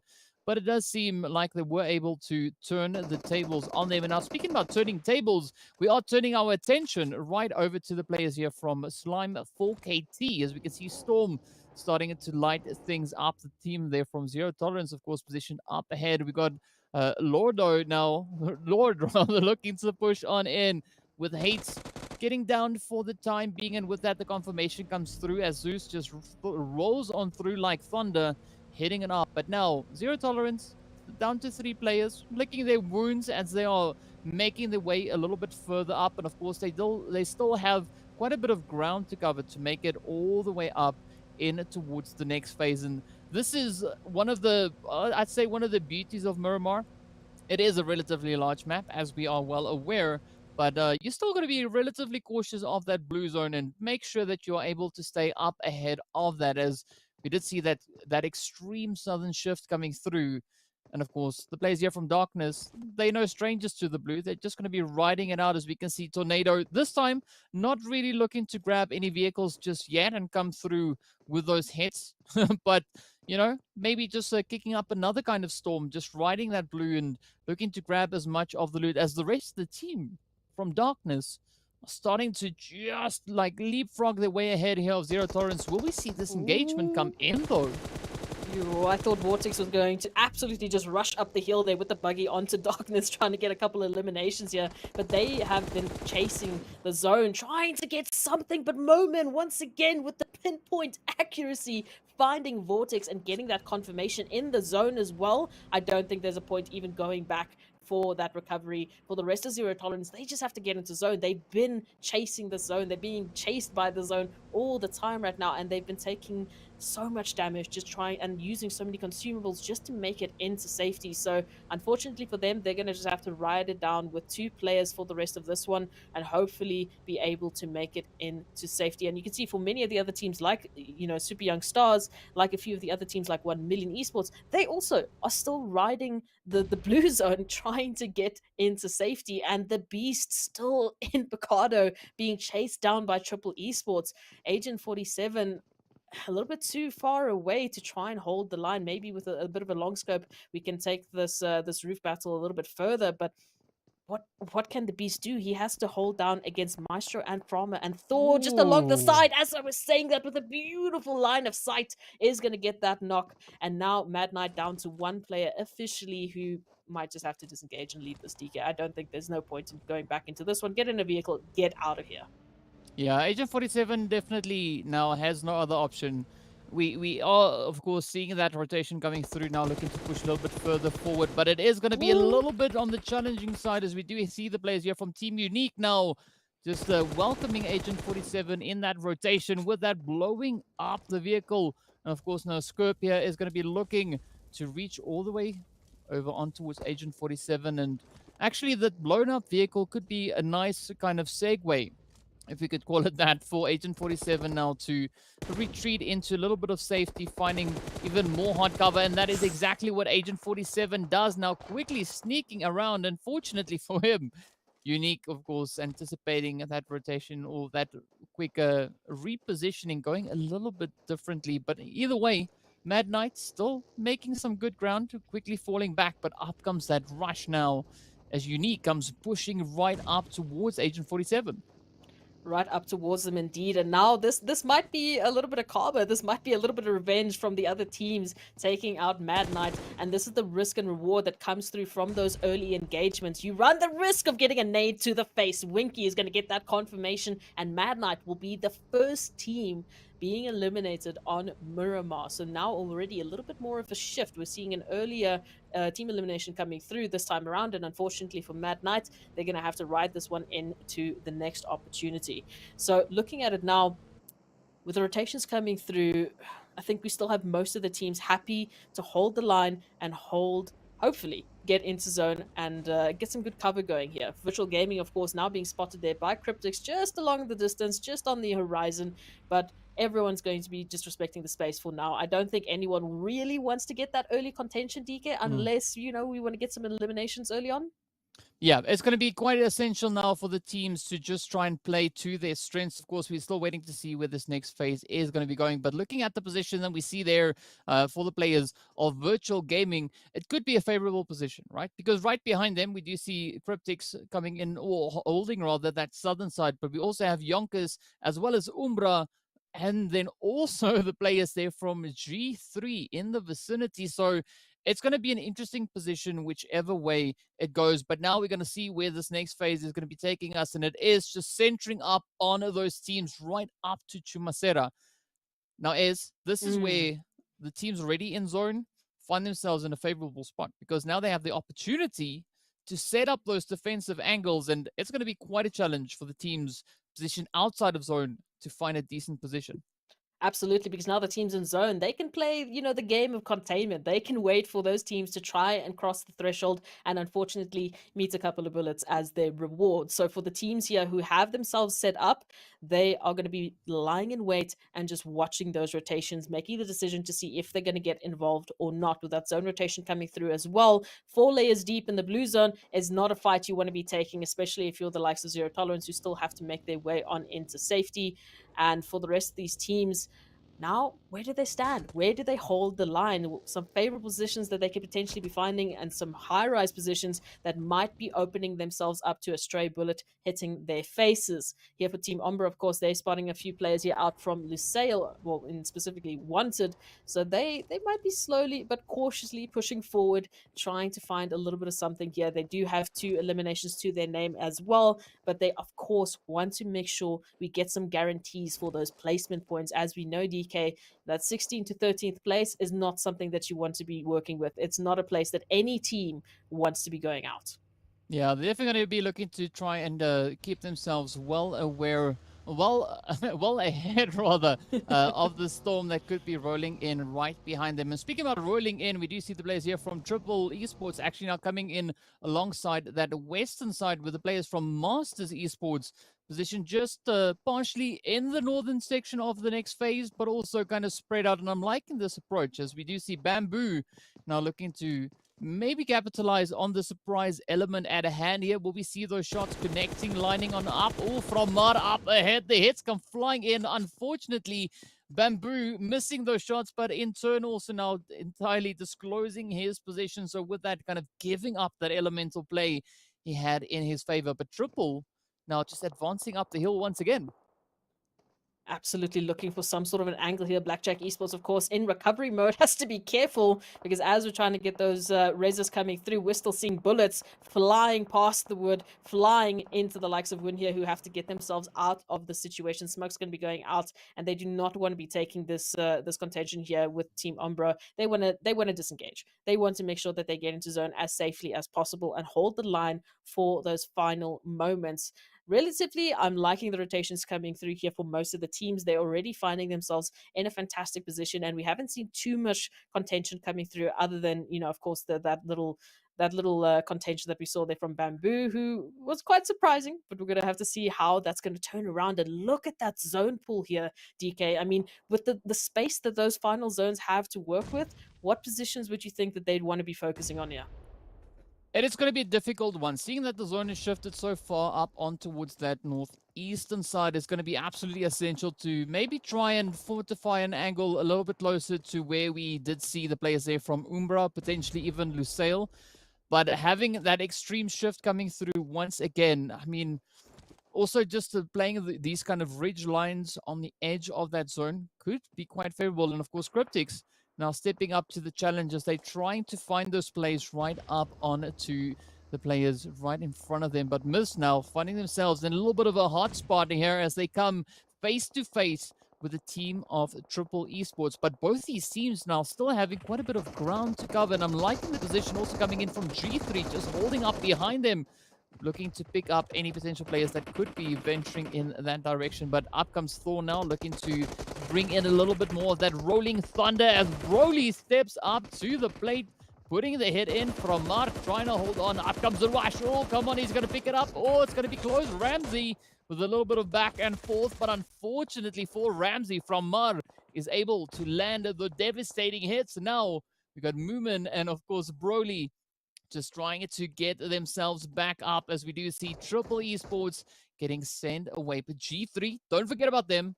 They're still here holding on, and what a beautiful position this is for them, right on the edge of that zone. G3 Temper now just salivating at the opportunity here to get a couple of eliminations. But as we turn our attention to Team Unique and Masters Esports getting a little bit of contention of themselves, Winky going down, and all of a sudden it's not looking good for Team Unique, who have just been attacked by Masters Esports, pulling up on their position and getting that final team wipe out for the count, unfortunately. But fantastically for Masters Esports, they're going to be picking themselves up those 3 eliminations and holding the line for further points as we move into the zone. They're going to be quite happy with the position that they've got now. I still want to know what's going to happen there with G3 Temper, because of course they are holding the line. They've got they've got a fantastic position. As I've said this, watching the rotations coming through from Darkness now, watching the rotations coming through from Team Myth, they've got the only cover that is absolutely just stellar for them to hold this line, because they've got so many angles to work with here. Boyden's going to be the first one that's going to feel the wrath here of Ramsey pushing up on close, but it's not going to be quick enough. He's ready for it, going to be taking him down. Broly down to such a sliver of HP, and there's a cooked nade coming past his face. The medkit is there just in time, just getting out of this situation just in time. And Moment, unfortunately, taking a bit of damage and not going to be joining him. So once again, Broly down to the final player. If we can get out of this, not going to be the case. G3 Temper put the final nail in the coffin there for Team Myth. Well, Nacho stepping up to the plate, catching the players there from Team Myth in a very uncomfortable position. Not quite sure what Broly was really going for there, but either way, we did see them all now having to pack their bags, getting sent back into the lobby with those 4 elims. But now, Darkness coming around. Well, we do see Merman down for the count at the moment. We have the players there, of course, from Virtual moving in right behind them. Umbra also still just hanging around, but that zone having shifted is going to make it quite difficult as the teams now have to continuously look to reposition, and Umbra already starting to set themselves up, moving in on towards that western side of the zone. They know there's so many teams still having to move in from that region, and if they are able to kind of fortify those angles, we could see quite a few elims making their way right over on towards Umbra. And of course, Lusail over on that eastern side, playing it quite cautiously. You know, still a very similar approach that we saw coming through from them over on Erangel, and looking to apply the same kind of strategy, and it worked out quickly for them in that first match. But will we see any of our remaining 11 teams stepping up to the plate and, you know, being keen for the challenge at hand? And I love what you brought up, you know, that the real estate that Team Umbra have taken, they've spread themselves out so wide that they can literally hold the line for any team trying to make a rotation, or at least, at the very least, get that information through to the rest of their teammates. Of course, Cryptics now pulling up on YONKOUS here and not going to be liking the situation, unfortunately, as Senke is going to be coming through and finding a little bit of damage here. But now for YONKOUS, keeping their heads on the swivel, and they've done enough. They're going to get that confirmation onto Cryptics and pick up those eliminations, pulling them through into the zone. Blackjack Esports now as well, trying to just sliver on in, just find a little bit of a sneaky line just right around Team Umbra to try and get a little bit of the space of that final zone, but they might have to run right through Slime4KT, who are holding the ridge line and have a beautiful line of sight. As soon as Blackjack Esports cross that threshold, they're literally going to be spotted there by Slime4KT. Turning our attention here to Super Young Stars and, of course, Virtual Gaming. It's not looking good for Virtual Gaming, though, as T'Challa and Joker have put in all of the shots necessary to get those confirmations. But as they finish that fight, G3 Temper just decide to start picking away, and we've seen this time and time again. Oh, I can't even imagine this. They are just picking away at everyone that they can find. Yeah, this is looking to be quite the massacre as the players here from Umbra are stepping up, just raining down now on the players here from Blackjack. But of course, we have the players here from Slime4KT also now trying to secure their position up on the southern edge. But look at this position. Morteza just rocking the high ground. We got Plaza positioned right down below, getting ready to make a potential rush, a potential push in some direction. But Morteza is not going to let him get away with that one. As we do also now see Zeus getting picked on up. Plaza does evade the cottage for the time being, but the shots are going to continue to rain on down. Plaza now just trying everything in his arsenal to survive this absolutely brutal onslaught coming on through. But look at this Team Umbra showing us some great teamwork as they work together to try and put a very abrupt play now in for the players here from Slime4KT. And with that, they seal the coffin closed, sending the players there from Slime4KT packing, heading right back into the lobby. Of course, the zone having shifted up towards the north once again does provide quite a few challenges of its own. We do see the players there from Darkness. Tornado is going to be the only one for the Team Blackjack, also down to 1. And we, of course, have the players there from G3 Temper now rocking a full squad alongside the 4 members of Team Umbra. And, of course, don't forget about Lusail. They were pushing up with those 4 players all the way into those late phases over on Erangel, and it does seem here as like they are looking to replicate that kind of approach. But look at these nades coming through as the players here now from the side of Masters are just lobbing those grenades back and forth. And of course, G3 Temper, Nacho, just looking to welcome them in as well. And this is where things could take quite an interesting shift as we wait now to see where the zone's going to come and also where these nades are going to be going. Yeah, Nacho getting really close to potentially getting either Bamboo or Ban out for the count. But somehow, I don't know how, they have so little space to work with here, but they've been avoiding it up until this point. So this is forcing the issue here for G3 Temper to push on through. And of course, the rest of Team Umbra are looking to get involved. They are hearing the noises. They are getting all of the information that there's something going on here. So as they push that line closer and closer towards G3 Temper, we might be seeing a third party. But G3 G3 just swiveling their heads, looking for anyone and everyone to take a piece of at the moment. And this is a little bit dangerous now, because you're making so many enemies out of everyone around you. You might be biting off a little bit too much than what you can actually chew here. But they've got quite a few nades that they can still work with here. They're just desperately trying to get that damage, get that final confirmation or something, some sort of a sign, maybe a knock coming through that they can use to push on through. Somehow Masters Esports still alive, only the 2 players left here, and they are caught in between G3 Temper and Team Umbra, who have just found the first possible trigger, taking down Nacho and looking for a few more. They do have the ridgeline here for G3 Temper, but they actually look. They got Masters. They've got Masters down to a corner. Yeah, and this is now where G3 looks to step on up and show the lobby what they've got. G3 always being quite strong when it comes to the map of Miramar, but are they going to be able to push all the way through, as Masters now have to pack their bags and make their way back up into the lobby? Of course, Umbra still rocking their full squad. All 3 teams still having all their players up and able to fight. And now this is where things are going to get quite hot and spicy, as we can see the players there from Lusail now having a controlling position within the zone. The only team currently positioned within the zone. And as soon as this big old blue zone starts closing up, this is where the players from Umbra and G3 are going to be put to the test. And ideally, we'd like to see maybe G3 or the players there from Umbra starting to blaze their way on forward as they now start rotating up. But look at the rotations coming in on that mini-map. G3 already starting to wrap around that northern side, trying to come in alongside Lusail. Not even going to be waiting for that blue zone to apply the pressure as they come rushing forward. Flacco picking up the first one. Nacho now cooking up his nade, sending it over in the direction of Lusail as well. Absolutely aggressive approach coming in here from the side of G3 Temper.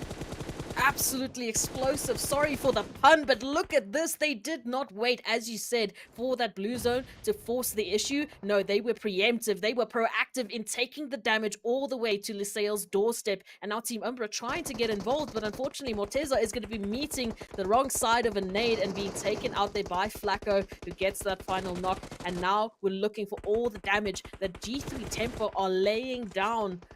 Currently, they are waiting for an opportunity just to get those confirmations. They're getting quite a bit of knocks here, but unfortunately not having those final angles to get the confirmation. So they are outputting so much damage, but how will those translate into eliminations? They definitely will for the side of Lusail Esports.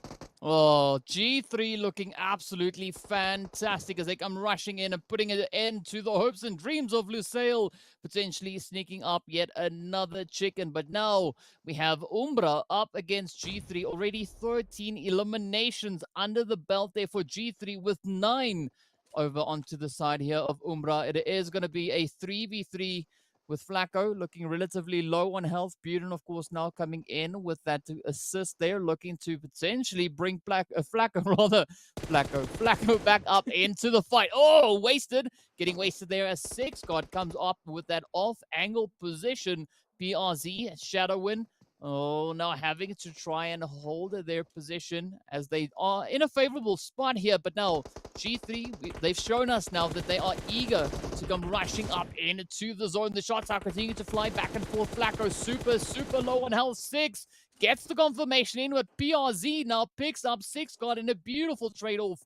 Buren and Flacco, the last 2 remaining hopefuls, going up against the 2 hopefuls here from Team Umbra. It is going to be PRC and, of course, Shadowin holding up on the opposite end. Are they going to be able to get the confirmation up into 6God? Yes, they do. And with that, those elim numbers just keeps on getting pushed up further and further. And the nades now, of course, getting cooked up as the players here from G3 are looking for that potential opening. Both teams now just utilizing the terrain, trying to ride the storm as long as they can. Shadowin relatively low on health, so that those nades really finding a bit of a point there. Oh, look at the bounce. PRZ almost having that nade come in from behind him. But of course, now Flacco Buren just holding on to the ridgeline. Oh, there we go. Shadowin sends one across, picks up a little bit of damage. But this can swing either which way. We do have blue zone closing on up. Umbra does seem to be in a position where they have to maybe try and utilize that ridge line, but that molly from Shadowin does the deed, and with that, it is now all down to Buden. Buden, of course, a player that can hold his own when under pressure, but is it going to be enough in a 1v2 situation coming up against PRZ and Shadowin as they now come rushing on forward, looking to close it up and seal that chicken dinner? Up comes the rush. Buden coming into the beautiful backhand, of course, trying to pick up the hits, continuing the spray, trying to laser through the smoke, picks up the first one onto Shadowin. Is he going to be able to close it out? PRZ and Buden trading off back and forth. Oh, who's going to be the first one? And it is Buden. Sneaks it in, and with that, Umbra gets sent away. What a beautiful play that was coming in from the side there of G3, finishing off with an absolutely phenomenal performance. 16 eliminations. That is the second highest. Well, that is the highest that we see so far in just these two maps. Look, I was getting my speech ready, you know, I was gonna say, look, I know, G3 Temper didn't win that one, but maybe, they did really well. Never mind. Waden coming through and making sure that it was going to be a G3 winner chicken dinner. And I had my doubts. As I said, I thought, okay, no, surely this is going to go the other side. Surely it's going to go to Team Umbra. They had the advantage. That molly that came through was a beautiful, beautiful contention. And then Waden, left, right, which way am I looking? Which one am I taking first? But absolutely just master play coming through there from G3 Temper. And of course, I mean, Baden has to be just absolutely shouting out of his mind right now that he made that clutch happen. Yeah, that was absolutely insane to see. And, as I said, leading up to that final zone, G3 is a team that is quite strong when it comes to a map like Miramar, and they just proved that once again. I mean, Buden, I've seen him participate in other events as well, and looking quite comfortable when put in these really challenging positions. So definitely, Buden, in my opinion, taking the MVP slot in this match. That was absolutely beautiful, beautiful plays to come through from that. And I mean, it was quite a tough play. Lusail also still just looking so strong, making it all the way up in towards those last few phases. And it's not all that often that you see three teams actually managing to maintain all four players moving into those late phases, moving into those positions, and then giving us such an absolutely phenomenal performance. But of course, before we continue onwards, right, if you want to join the conversation, be sure to hit us up on the PUBG Mobile Esports Africa social media. You can find us on Facebook as well as on Instagram. And then, of course, well, if you're watching this, you are right here with us on YouTube. But be sure to, let us know what your thoughts are of the progress of these matches coming in, because I've had a look at the chat coming in on YouTube, and there was quite a few people saying that these maps are actually on fire. And I have to say, I agree with them. I mean, we were waiting to see the light being shone on Africa, and this is exactly what we're getting. The team stepping up to the plate and delivering with the action and just giving us some beautiful PUBG plays. Absolutely, and we couldn't have asked for a better performance coming through from these teams. They are absolutely showing what they've got. And as you mentioned, we're no stranger to Baden. We've seen him many times before doing such crazy things, doing clutches like these before. But now on a different stage, on a global stage, having that opportunity to showcase what they have against other regions, against other teams that they haven't played before today. So absolutely love it. Yeah, it was absolutely fire, as the kids would say. I'm saying kids, but you know what I mean. But of course, here we have a few highlights coming in from this absolutely insane match we just witnessed. And this is where things kind of started off for you, right? In the early parts of the game, coming through as we moved on in fourth phase, we did see the players there from Team Mercy moving out, also looking to try and create a bit of opening, but unfortunately, it proved to be quite a bit of a challenge as we did see those shots coming through. And I mean, so many things just lining on up one after the other. Even the players here from Umbra, look at this, Morteza utilizing that high ground and making it so difficult for the players there from Blackjack, even Slime 4K to advance their way forward. But again, no surprise really seeing that come through from the side of Umbra. We know it is a team that has a lot of experience in the esports scene on several different regions, but here we are, having them now step up and just adding their extra bit of spice, their extra bit of flavor to what we already have cooking on this battlefield. Absolutely. And I loved what every single player was dishing out on Miramar. They were keeping their heads on a swivel, they were getting involved in those engagements, and they were the ones staying proactive, as we saw with G3 Temper in that final moment, taking that rotation to around the north side there of Lusail, not waiting for the zone to make the decision for them. And of course, Raiden, I mean, absolutely just a masterclass coming through, not only making sure that Lusail was taken out for the count, but holding the line against the final players there for Team Umbra, making sure that they were going to be taking this even further. And I just love the activity that was coming through from these players, because there was not a single team that I felt like, you know, was cautious, that was passive. They were actively looking for those eliminations, especially towards the final moments. But which better map for G3 to kind of rake in a few really strong points, right? Because we know moving up into the next match that they are going to be sitting it out on our second Erangel for the day. And with that, we are going to be seeing the players there from Group D rejoining us. And that is going to be the players there from Intruder, Next Level, 1 Million Esports, and of course, SWAT 69 Africa. So definitely a good performance coming through there from the teams. Well, as you know, we said the players there coming in from the side of G3 Temper, but also in Group C, we had the players from Blackjack as well as Team Myths, and then also Zero Tolerance Skills. Now, it is interesting to see how the teams are kind of faring now that they are meeting each other on the battlefield. And you know, we said we were curious to see what the result of that was going to be, how the teams are going to be looking to push up and where they're going to be going. And so far, I mean, we've seen Lusail step up with that first chicken. We saw the players from G3 now stepping up on Miramar. And now the question comes in is who's going to be the next few teams? Of course, we still have 3 more maps to go for these teams to step up and show us exactly what they've got and what kind of foundation they want to lay for themselves coming into this first day of the first week of the first ever PUBG Mobile Africa. A lot of firsts coming into that one. But again, just a beautiful, beautiful congratulations there to G3 Temper. Of course, as we mentioned, 16 elimination points and that winner chicken dinner. Total points there of 31. That's absolutely uncalled for, but they did it anyway. Absolutely beautiful performance there for them. And Team Umbra not far behind with those 10 eliminations, getting them close to those 22 overall points. Lusail Esports, again, I felt was so, so close. You know, they had that early rotation. They made sure they were the first ones to take a good set of real estate there in that final zone, but unfortunately getting overwhelmed with both G3 Temper and Team Umbra taking them apart bit by bit. But still, just a beautiful, beautiful performance coming through from our top 3.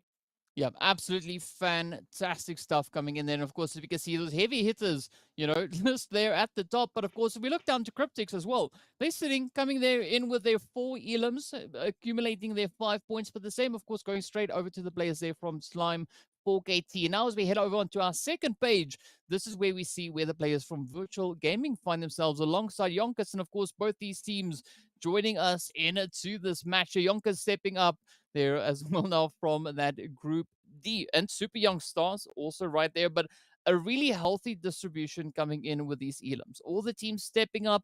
Zero Tolerance. Not quite sure what happened in that one, but you know, there's still some room, there's still some space to bring in some changes, to potentially bring in a few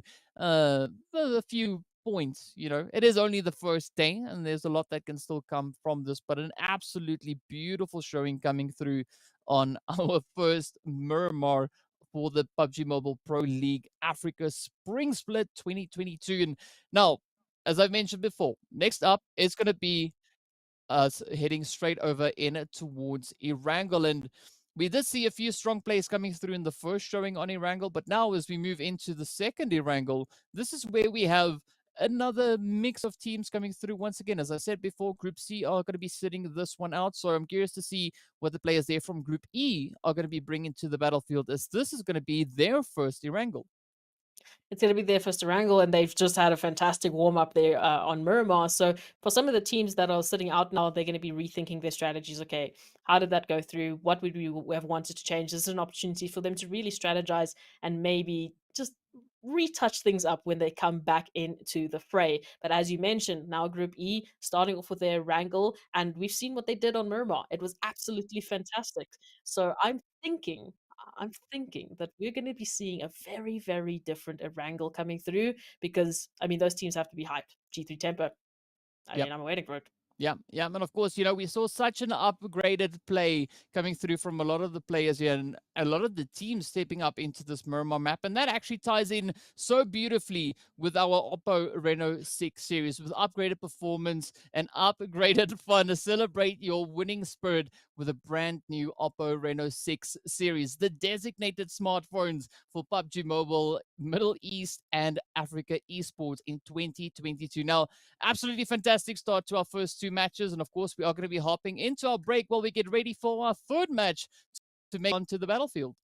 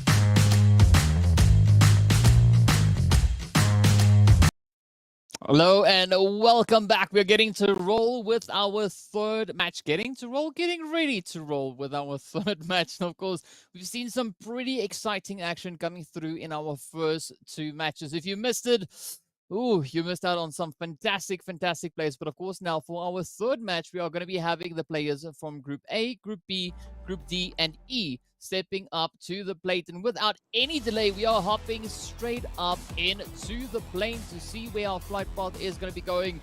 And this is once again where the action is just going to come on rolling on through as we have the team stepping up. They'll have to just hit us with some beautiful action. Of course, a little bit of a change coming through with that flight path, heading a little bit further on towards that eastern side. And the teams are going to need some extra energy to make their way if they are looking to go all the way over on towards that western side. And all of that is going to be determined by this first phase. But speaking about energy, we got to give a big shout out to Monster Energy, our official energy drink partner right here on the PUBG Mobile Pro League Africa Spring Split 2022. Now, we got to wait to see what that zone's going to bring is. And do you have any predictions before it pops? I don't know. I mean, the zone's been behaving so far, but then we came through on Miramar and it just decided to literally just avoid every possible team. So I'm expecting a little cheek. I'm expecting that zone to pull towards George Pool and Hospital and just be absolutely horrible to most of our teams coming through because they're not going to be prepared for that one. Still quite a few teams dropping there towards military base as well. So we might be seeing Super Young Sods and Next Level be very happy with themselves as that zone pulls towards the eastern side. And Milta is relatively unscathed. So 1 million will be pulling into a free site right now. So this is a fantastic zone for some of the teams who really prefer that southern eastern side.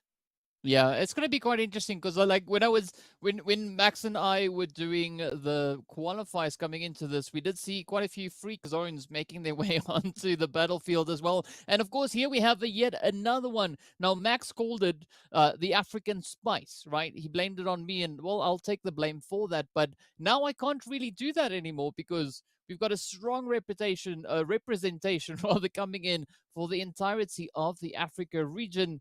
And of course, we can see the teams now getting ready to move. We do have a little bit of potential action all the way up in towards Savernhi, but this heavy eastern shift, southeastern shift, this is going to be quite an interesting play. And I mean, this is where we could maybe even see that eastern bridge being brought in. Of course, there's been a few changes brought into the kind of setup with the bridges as well. So I'm curious to see how the teams are actually going to be utilizing those changes coming through. Yeah, absolutely. Holding on that eastern line. So, I mean, this might shorten the rotation times that we're going to be seeing and might lengthen some of those engagements like we might be seeing here between virtual gaming and a few of the other teams much closer to, I guess, what they would have wanted to. So for some of these teams who are already finding themselves in a position like, you know, virtual gaming and, of course, Team Unique, they might be seeing an early contention because they won't have to worry so much about those rotations. They can focus a little bit more time on fighting, getting a couple of eliminations, and maybe making it a little bit easier for them down the line when we move into those final zones. So I'm loving to see, hopefully, maybe a change of pace. I also don't want to see Mad Knights trying to take on anyone just yet. I feel like they've been very consistent so far, but maybe they might take this one a little bit more passively, a little bit more cautiously, and hold the line a little further. I mean, ultimately, we've only got a handful of teams outside the zone, DK. So what are you expecting the change in play coming through for this? Well, I really want to see that bridge play coming through, but of course now, you know, we're not quite sure whether or not that is going to be the situation. But speaking about situations, right? The Masters and Slime 4KT find themselves right up in towards Yasnaya. Each team on the opposite end. We've got the players there from the side of the Masters taking that eastern side, with the players from 4KT taking the western side. And speaking about sides, of course, Unique, they're not going to be choosing any sides. They're going to go on the side of aggression as they're going to be looking to push right up on towards virtual gaming. And one shot, ooh, having some beautiful support coming in there from Petrox. As we can see, Unique now getting caught out in quite a unique position as they've now been reduced down to only 2 remaining players. And Chills and Scope are going to be facing quite a bit of a challenge here. And it does look like they still want to contend for this. They still want to try and get a little bit of revenge here, maybe get some confirmations on their side. But they need to be careful here because, as you mentioned, beautiful, beautiful support coming through for one shot from Petrox from that long distance line of sight. And now the rest of Virtual Gaming surely should be aware of the same situation here, looking to support their fellow teammates in this aggression. But for Team Unique, surely we want to see a little bit of a rotation here, maybe a regrouping, as of course Chills and Scope very far from each other at the moment here. So if they were to take a fight, if they were to take an engagement here, I don't think it will be ending well for either of them. So we can see, of course, Chills getting out of the situation and Scope just holding the line, waiting for hopefully Virtual Gaming to just get out and leave them alone so they can get out of the situation. Turning our attention to some of the other teams, taking those rotations in. We still have the likes of Cryptics there towards Stalber, who also still need to make the rotation in. And I mean, for the rest of the teams, they're in zone already. It's only Team Unique really, and of course, as we're looking Virtual Gaming, who are still on that outside line far, far north. So the more time they waste here, the more time they might be seeing later on as teams are going to be shooting at them trying to get into zone. Yeah, and of course we do have that blue zone now also starting to make its way forward, just to kind of forcing those rotations to come through now. But speaking about forcing, we do have the players there from YONKOUS now forcing Umbra into potentially a difficult position, as Umbra is currently positioned up in towards school. YONKOUS, of course, over on towards that Rozhok side. And we did see a little bit of the action coming through in the kill feed. They were having a bit of a disagreement over on towards that Rozhok hill just north there of that school position. But the rest of the zone is looking relatively comfortable, and things are starting to quiet down ever so slightly up here on in towards Savoni. But that big bad blue zone is starting to make its way on through. And this is where we now look to see what the players from Virtual Gaming and, of course, Unique are going to be doing. But it does seem like Virtual Gaming are looking to clear out each compound, each building as they move forward, trying to track down what is left of Unique. For Scap, this is literally the worst possible situation here because they're investing this time. They're investing this time into getting as many of the players of Team Unique out for the count. Of course, Chills is already taking the disengagement, has already, unfortunately, left Scap alone to their own devices to hold off the line and potentially hold.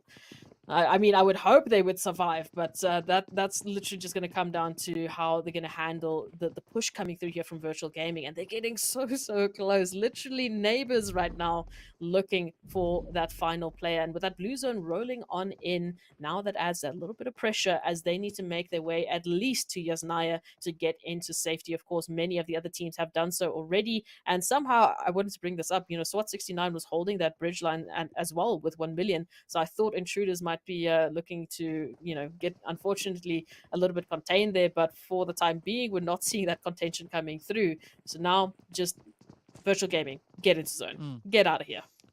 Yeah, but I mean, aside from the players here of Unique and Virtual Gaming holding on to this northern side, as you pointed out, we also still have the players here from Lusail all the way over in towards Georgia Pool, which is quite some distance away from the current zone. And I mean, Virtual Gaming, looking at them now, starting to apply a bit of pressure onto the side there of Unique.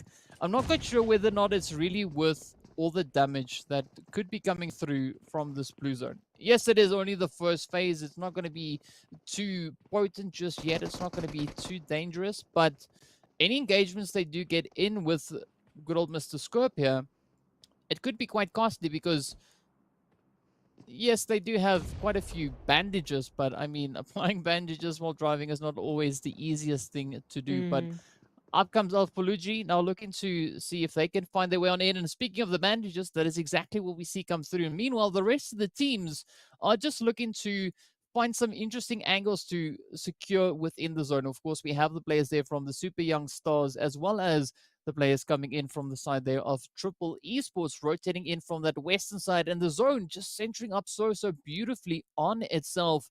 And the teams now have the opportunity to move in. Umbra already smack dab center zone with a few teams in the vicinity, but nothing to be too worried about just yet. However, we do see 4KT and the players there from YONKOUS just on the outskirts, still holding on to that Rozhok school position.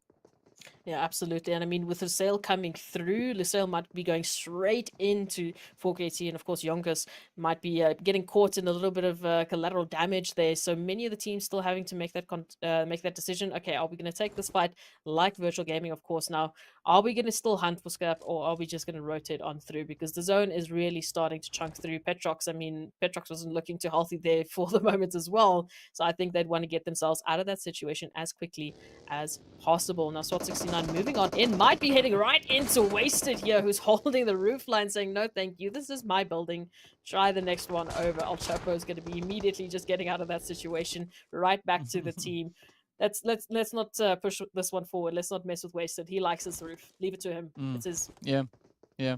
I mean, Wasted looking to just enjoy the patio, you know, like just chill there on the top. Get some just, sun. Yeah, that's what you do when you are on Erangel, going up against the beautiful selection of teams we have up in this lobby. But as we can see, the players there from Umbra now just to come rushing on forward. Meanwhile, as we transition over towards Prison, this is where Darkness and the Masters could be coming into a little bit of a back and forth. We do see Whiskey position up on the hill. Angelo also now on the opposite side, just trying to make their way around, get a good assessment of what is going on. And Prison is not a bad position. It is currently in the more northern region rather, of the zone. But I'm curious to see where this next shift is going to be taking us. We did also see the players there from Cryptics rotating a little bit further on towards Multi Power, securing themselves that eastern kind of angle. But several more teams still having to trickle in from the western side, and we're not seeing too much of an aggressive push really coming into center zone itself. A lot of the teams still just trying to maybe play a bit of edge, maybe just spread themselves out close to center, but not smack dab center. Yeah, and I'm wondering if Triple Esports is also going to be holding that bridge line. As you can see, many of the teams making those rotations just towards the southern part of the farm, getting closer and closer towards Milta, and they are right towards the end there of that bridge from the military base there. So they could be holding next level in a very difficult situation here, because that's an opportunity for them to sit and wait and basically it's like shooting fish in a barrel. So we'll see how that one ends up. Team Unique still making the rotation into zone, of course. Scap somehow still alive into this one, right behind Virtual Gaming. And Slime4KT spotting out Lusail now, looking for a little bit of something here, but just not making the connections as of yet. Up until this point, DK, I feel like we've had a very, very cautious Erangel. We're not seeing any teams, of course, dropping, similar to what we saw in the first one, but I think a few more cautious approaches coming through from the teams. They want to make sure they get into that final spots. Well, it's either cautious or calculated, so I'd like to lean towards calculated, you know, give everyone the benefit of the doubt and just saying it like this is going exactly according to plan. But of course, now speaking about plan, YONKOUS coming up with a plan of their own as they're rolling up right onto Slime4KT. A little bit of a costly engagement as they only pick up one elim from that aimer, going right on down. Not quite sure whether or not Zeus, Storm, and Plaza are going to let that one slide. As you see, YONKOUS now having to bite the bullet as the shots now are applied towards them. Lewis trying to sneak up from just outside of the blue zone. It does seem like the rest of the team getting sent away in despair.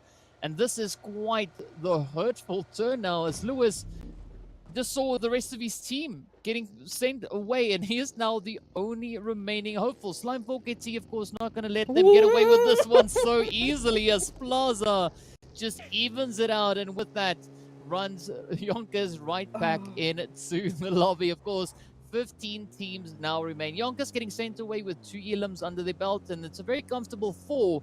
A beautiful squad wipe coming in now for Slime4KT.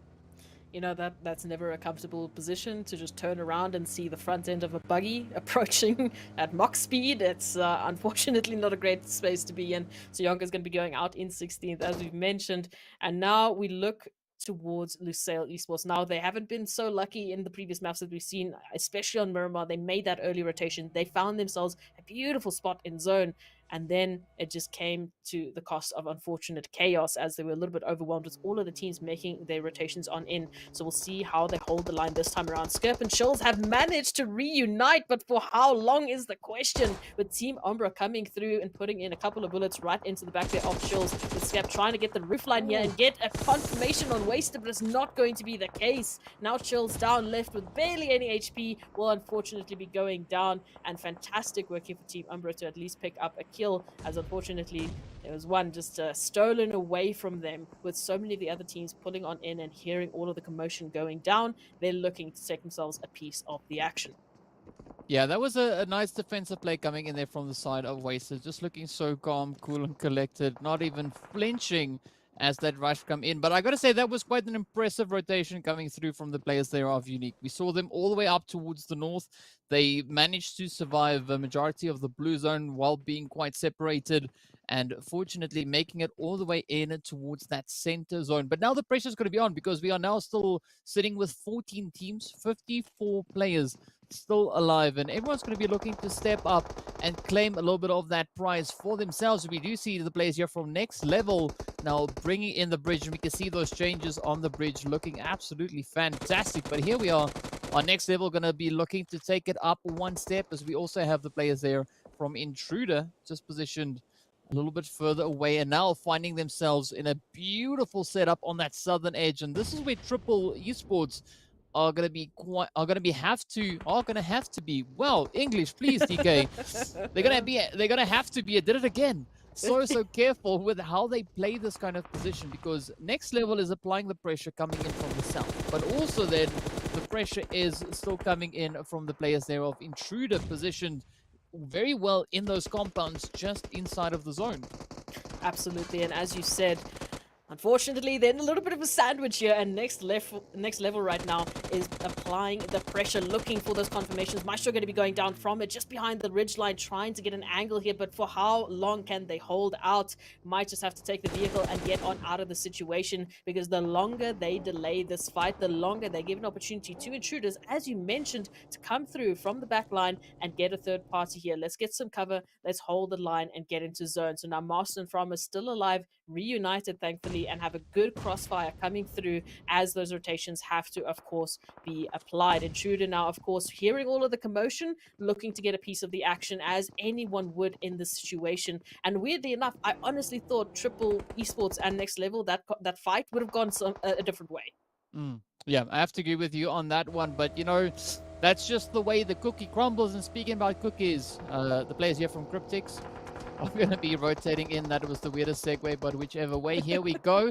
We got Darkness now also just trying to pick up a few shots in the direction there of Virtual Gaming, but Cryptics are actually rolling up right alongside them. So we could see quite a bit of a fight now starting to erupt for control of that northern portion. But I mean, this position coming in from Darkness, it is looking absolutely beautiful. They have control of that compound. They have that angle within the buildings, and it's a good foothold to have there, but of course it's not the best position to be in, because they still need to focus on getting themselves situated within the zone. However, if we look onto 4KT, they got that northern section pretty dialed in for the time being, and of course Virtual Gaming are going to be trying to go toe-to-toe with Masters, and we do see the players there from SWAT 69 now getting rushed by the Darkness. Or will we see some enlightenment coming in as SWAT 69 looks to light it up, but Darkness also now going to be trying to close it up, and with that, they almost succeed in getting a beautiful squad wipe. It is now down to Twix, the last remaining hopeful for the side of SWAT 69. The reinforcements just keep on rolling on through in Darkness. Still having all four players up. We do see Whiskey, Manuel, and everyone just quickly trying to get themselves ready and prepped up. But this is where I don't want to be Twix, because the pressure is mounting. Twix now trying relentlessly to defend this position, but those utilities finding the way up through the window. It is only going to require one more to find Ed's spot, and up comes the one from Whiskey. Oh, it doesn't really land, not causing enough, but this is the opportunity now for Darkness to come rushing in. Twix holding his own, picks up the first one. Up comes the rest of the team. Is they going to get the trade-off? Does pick up another one. Twix going toe-to-toe, 2 for 2 so far. He's going to pick up the last two players. Oh, yes! Picks up Momin. One more player stands between Twix, but it is not going to be enough. Whiskey comes through, puts him on the rocks, and with that, oh, a very abrupt end right there for them as the players there from SWAT 69 get sent away. But of course, next level, not going to let this opportunity slide as they too now come rushing in, applying their own pressure.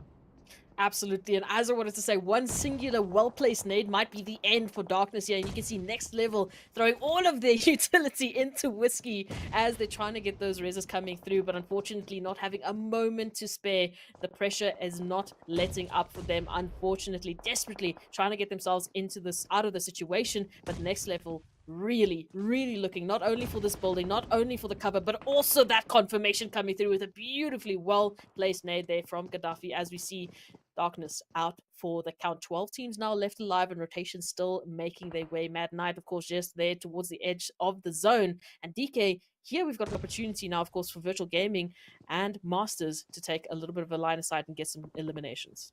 Yep, definitely a beautiful opportunity to come here. But of course, we do see that that kill feed now just getting lit up as the players there from Super Young Stars are causing quite a bit of carnage onto the players from the side of Triple Esports. And Masters now finding themselves in quite the predicament. They've got several teams now having to move up in their direction. Also, we have a few taps coming in from the side there of 1 million position down towards that southern side. So this is where Masters needs to be super careful as we have all the teams now almost rushing up in their direction. Of course, the players here from the Super Young Stars, sending out some beautiful mollies there. Kingerman is the last one of two players left now for the side here of Mad Knight. And with that, Joker is not even kidding around, comes strafing out from the corner.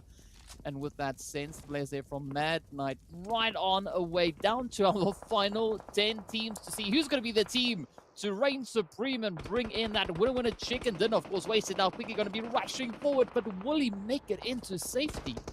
That's exactly what we want to find out, and that doesn't look to be the case as the bullets come flying on through from Masters Esports, who are looking for a little bit of action of their own. Of course, Slimepool KT just wilding out here, trying to find an option, and the play zone seeming to do a little bit of damage of its own, finding one of the players there from Next Level, who are now down officially to a solo. 4KT still desperately trying to find an angle here, and they want to get involved in the conversation, they want to get involved in the fight, but now how do they do that when all of these bullets are flying right across their face? Intruders in the kill feed as well with 1 million, who are down to 2 players left alive as well, could be said there for Intruders. Everyone getting on the kill feed right now, getting into the conversation here, DK, and now we've got 9 teams left alive in such a tiny area. Oh, it is going to be absolute carnage. You can see Intruder now all the way down in that far southern side. Definitely going to be quite a challenge to make a good and successful rotation back up in towards the zones, because so many teams focusing their efforts right on towards them. But 1 million are going to be looking to utilize the advantage here. Not quite sure whether or not they're going to be able to capitalize on that as Knight gets picked right on up. Masters, however, also going to be looking to add a little bit of insult to injury. But here we go.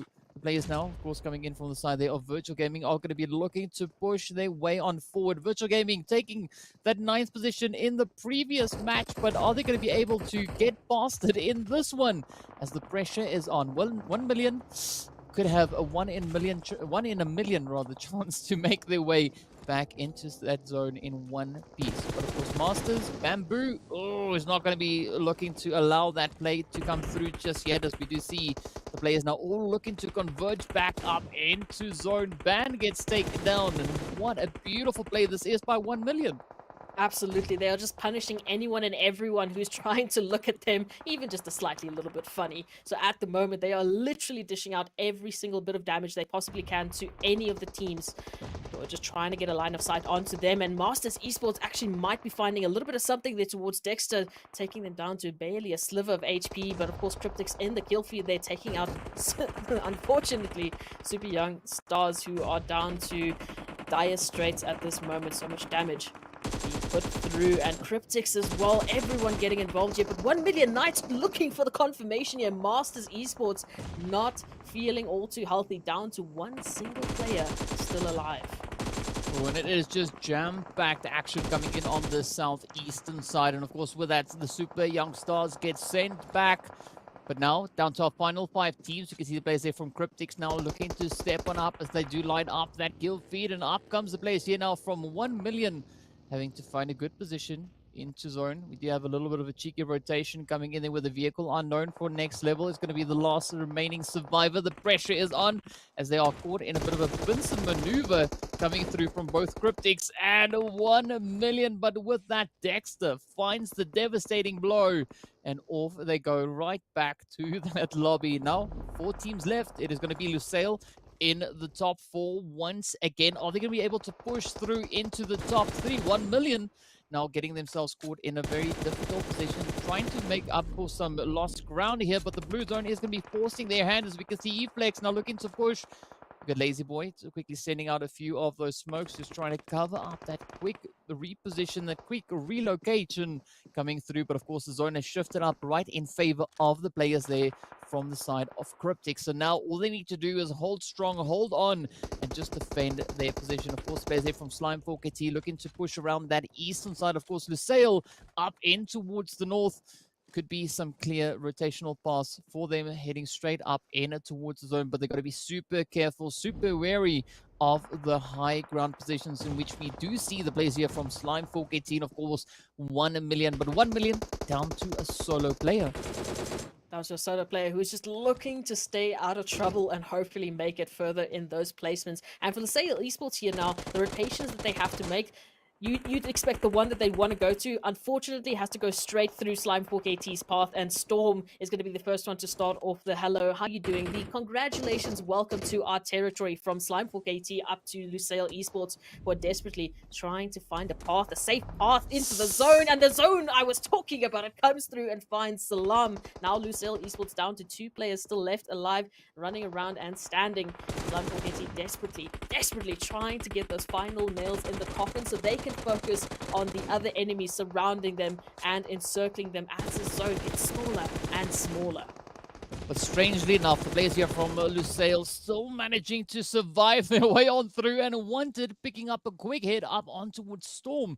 And now 4KT down to Plaza. Not quite sure whether or not Plaza is going to be able to get himself out of that position. Wanted now getting picked on up. It is down to Watson for the side there of Lusail, and Senke just comes through with a few beautiful spray downs.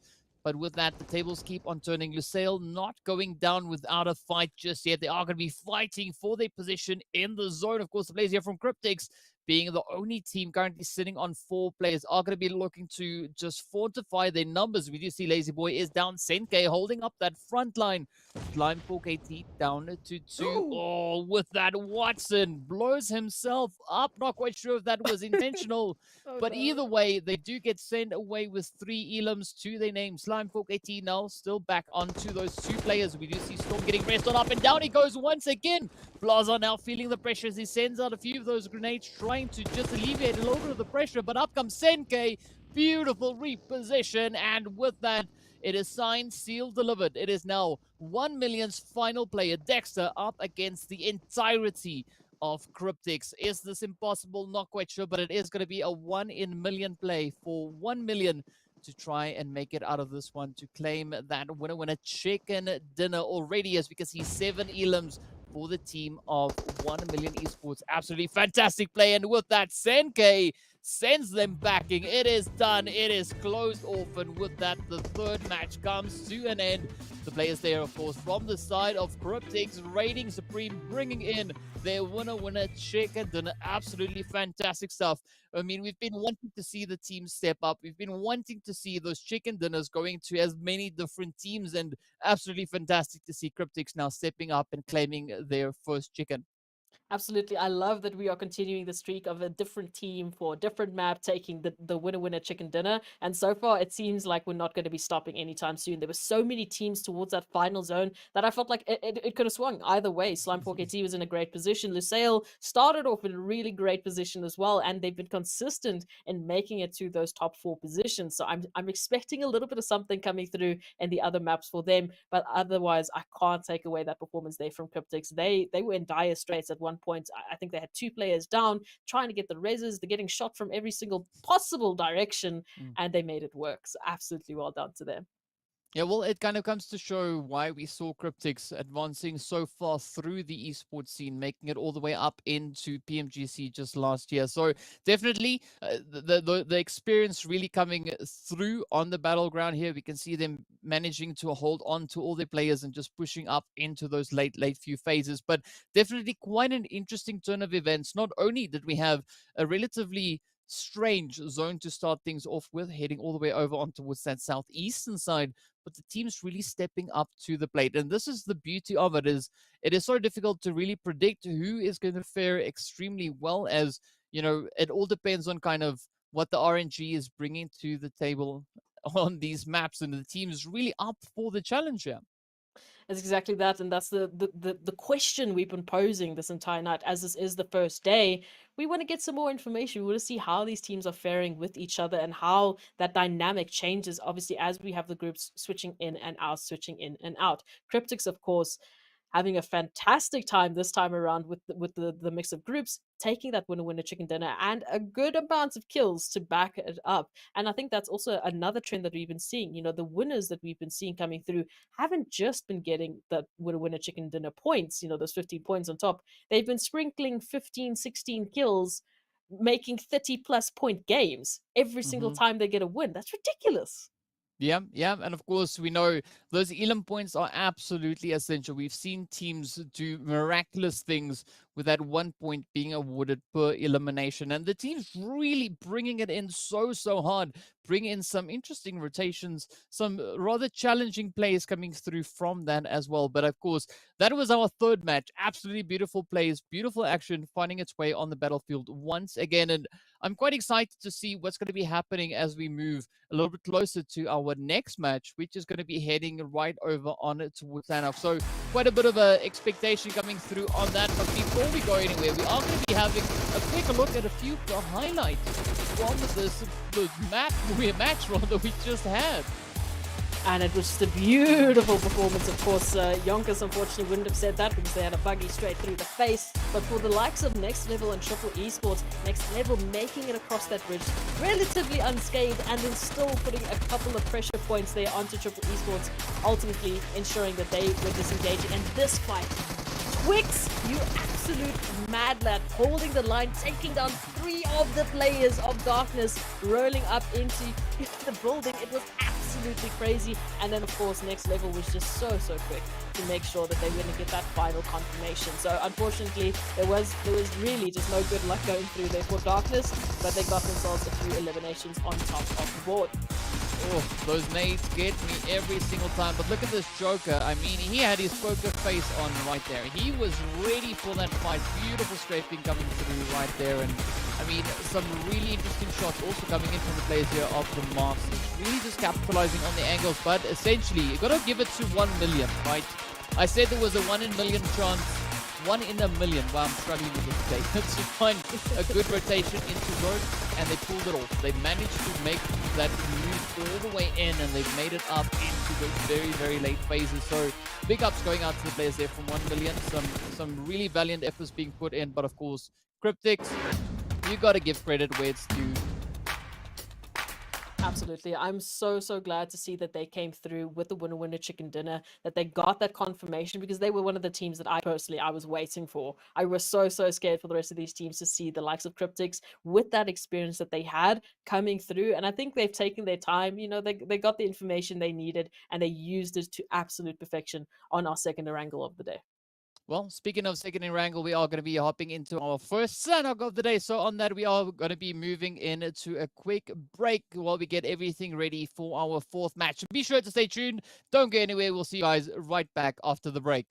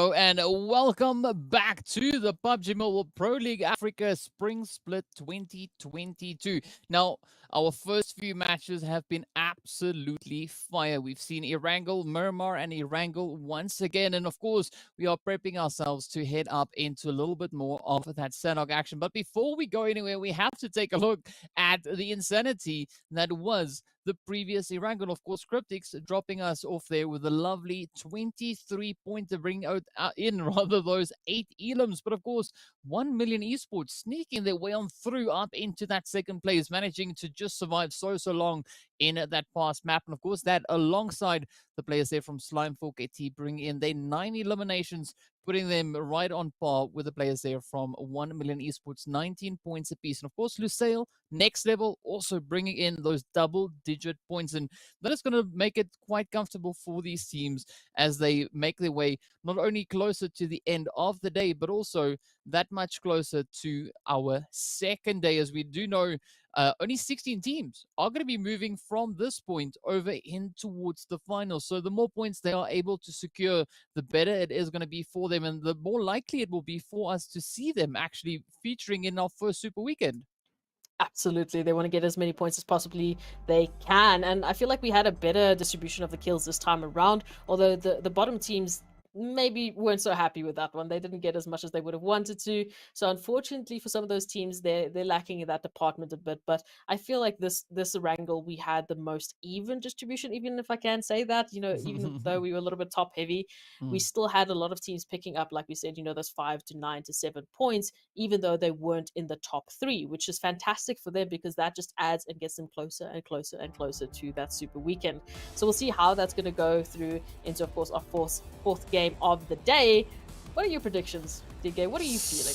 Ooh, well, seeing that we are right back on the lovely desert once again, this is where I'm not quite sure. I mean, we are also now seeing the players from Group C back in action once again, and of course the players here from Group B are going to be sitting this one out. That will of course be Lusail Esports, the players here from Super Young Stars, RTG, and of course Triple Esports. But I mean, we did see the players there from G3 Temper having an absolutely phenomenal run on our first Miramar. And we could potentially maybe see another repeat of that. But I'm also pretty sure that, a team like Cryptics, for instance, could be looking to dial up their performances. They did have a little bit of a taste coming in with their chicken just now on Erangel, so maybe we could be seeing them step up. But another team that I'm also looking to see what they'll be bringing to the table will of course be the players coming in there from the side of Slimefork AT. We're waiting for that play, waiting for YONKOUS to step it up.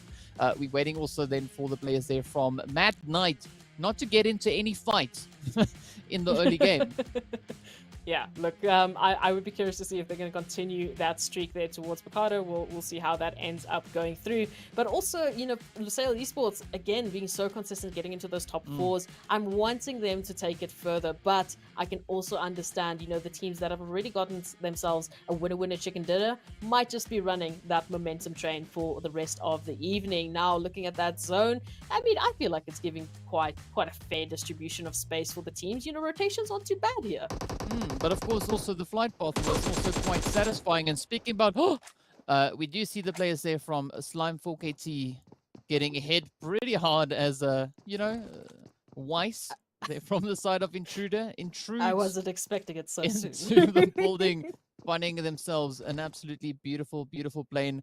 Some pretty good, a bit of aggression coming in. We do see also Wasted here alongside Faluji there from the side of Virtual Gaming. So some pretty fair trade-offs coming in as the teams are getting ready to step themselves up. And, they're going to need that extra bit of energy to continue to push on through. And with that is, of course, where we give a big shout out to Monster Energy, once again, our official energy drink partner. So, I'm hoping to see a few monstrous plays come in, if I could be as bold to say that.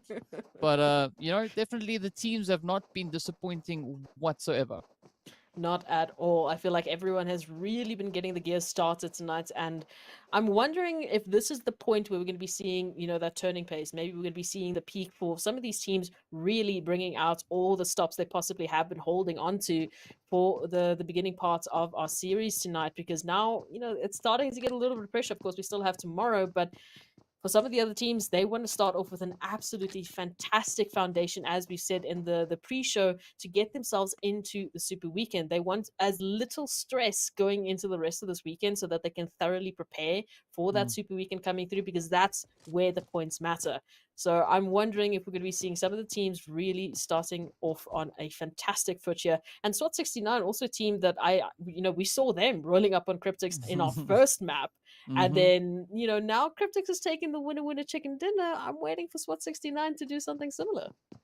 Well, we have to wait and see how that kind of pans out. But of course, we do see Twix. He is right up there holding on to the high ground. So maybe we could see a few more boss level plays coming through there from the side of Twix. But, I'm curious to see at what point the teams are going to start to dial in their plays, because after this match, there's only one left, right? And then tomorrow is the final day.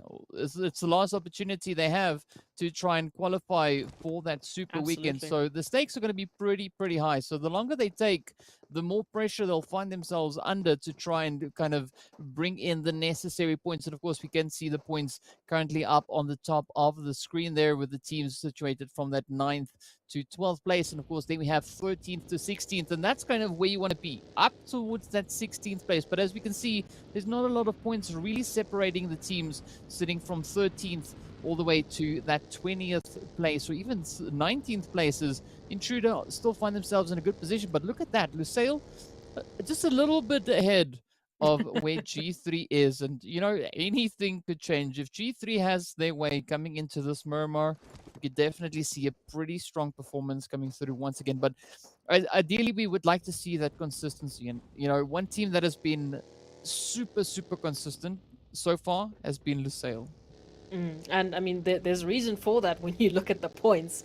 Absolutely making sure that they're getting into those top 4, just bit by bit, getting those placement points and a few kill points every single time. Yes, they haven't been getting the winner chicken dinner, but again, you just need to make sure you're in that top 16 to go through to Super Weekend. And so far, they are really making sure that they are going to be one of the shoe-ins to do so. So yes, I do see quite a few changes still possibly, as we see, there's like barely a point, maybe 2 points difference as we start to trickle down those standings. That could literally mean the difference between playing in Super Weekend or not. So for these teams, every single decision counts. Every single map that they have an opportunity to play is starting to count. Absolutely, to the point of criticality. If they don't get it now. 100% agree with you on that. I mean, we've seen this many times in previous PMPLs where, teams who find themselves moving into the Super Weekends have a great opportunity to establish a good basis once again. I mean, I always talk about the foundations. I always say that it's absolutely essential for teams to come in and set up that foundational work, get those points kind of laid down, that it's, a little bit easier for them if they have an off day to kind of bounce back and still maintain a position that they would ideally want themselves to be in. But again, this is where we look to see at what point these teams are going to come to that kind of conclusion. They need to step it up. They need to push. And I mean, yes, I understand it is the first day. Of course, you can only use that for so long, right? We're on the 4th match. We're about to, make it into not only our first zone closure, but we are getting that much closer to getting to the end of this 4th game. So whatever opportunities they have coming their way, they need to try and grab those with everything within their capabilities. And of course, some good rotations are always going to be quite essential, but we did see that flight zone looking relatively comfortable, right? Really not challenging the teams all too much. And also then with that first phase coming through, it was, again, something that the teams could really make a lot of use of. And speaking about use, we do see next level Alana also stepping up and just putting a quick end to Twix. I think that was a good play, because we did see Twix really popping off just then on Erangel. So that's a good start, finding some devastating blows into teams. I think it's a good way to make some well-needed advances. Yeah, getting some of the key players off of the board always makes it a little bit easier for you when we go down the line, get into those final moments. You want to cripple, I mean, a good example, Broly, as much as possible when he was a one-man army there towards some of the first maps that we saw.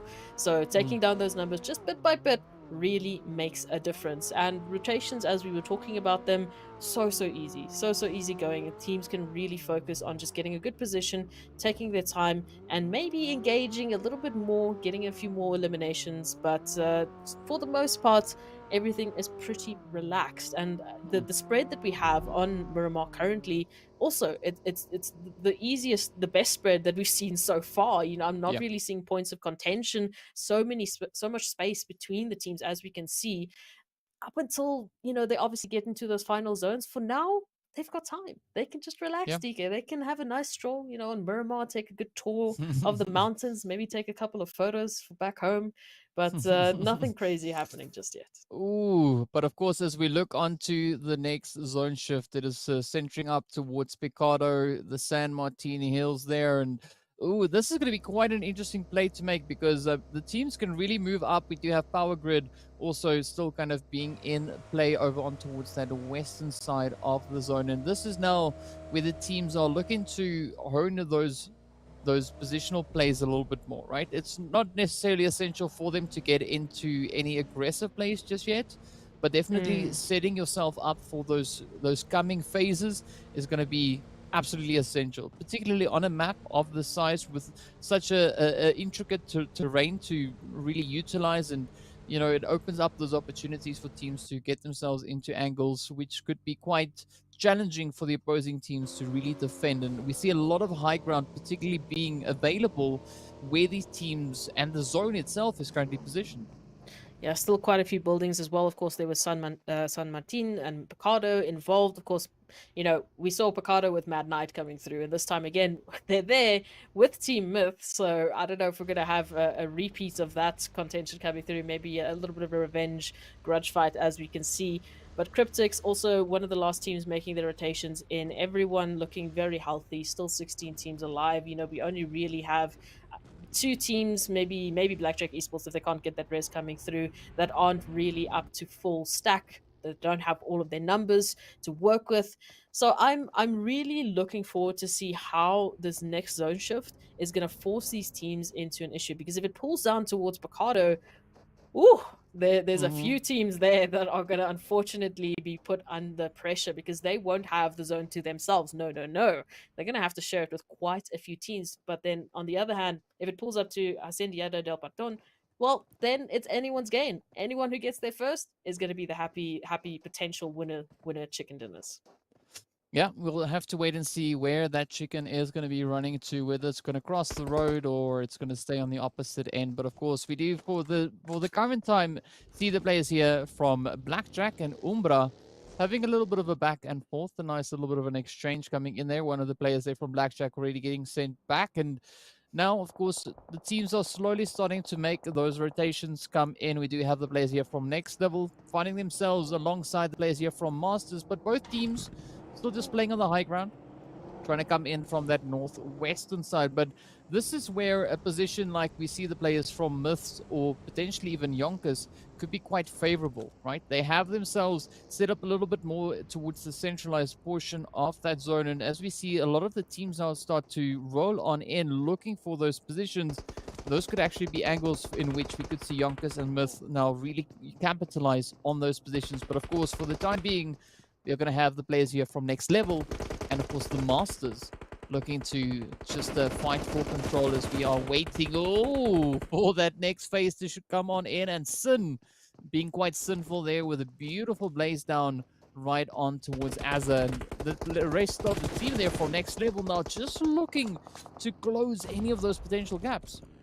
Absolutely, and this could be a great start here for Masters Esports. If they can get a confirmation here onto Next Level, that's just a little bit of pressure taken out of the count. You know, they don't need to worry about a team running up on the back lines there, and they can just focus on what's ahead of them. Still 16 teams remaining into this one, and still plenty of nades to be thrown to potentially connect towards Next Level Esports, who do currently have one member knocked, but relatively okay. They've got some space to work with here. They just need information as to where exactly Masters Esports are currently hiding. And man, that was close.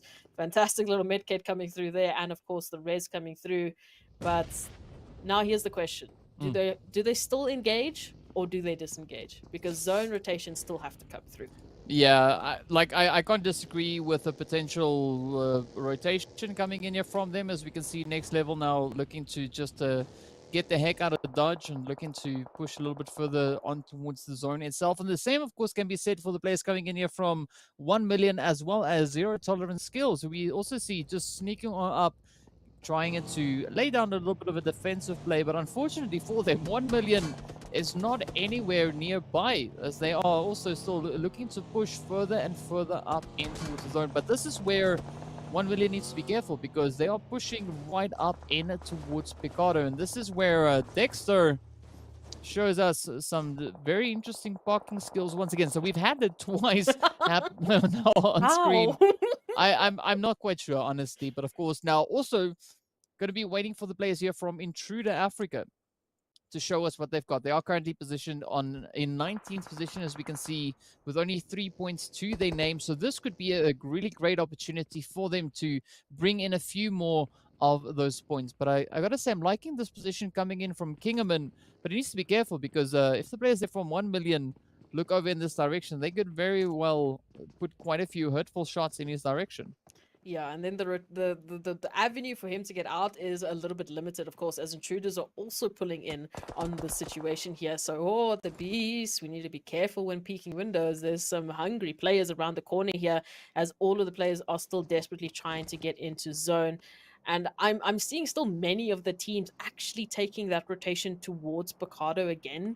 So Picardo might become an absolute killing floor for many of these teams who are desperately just trying to get a bit of cover, get into zone, and hopefully stay safe and sound. Of course, Team Umbra as well in the kill feed, having a good time, just picking up a few kills here and there. And now, slowly but surely, those kills are going to be trickling on in Darkness as well.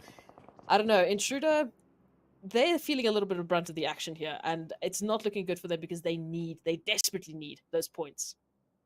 Yeah, they do indeed need those points, but they got to be quite cautious as to how they're going to try and take this engagement, as we do see Kingerman still holding strong up on the roof, not getting spotted out just yet. But, you know, the pressure is really starting to dial itself in, as we do see a few advances coming in here. Mad Knight now, Kingerman bringing in a little bit of that parkour action, just trying to play to the advantage here, but also trying to yeet himself out the window to fall back into the safety of the rest of the team. But looking at that zone shift, moving so far down to the south, that is quite a turn of events. But of course, the players there from Slime 4KT actually finding themselves in quite a favorable point. Also, the same can be said for the side there of Cryptics.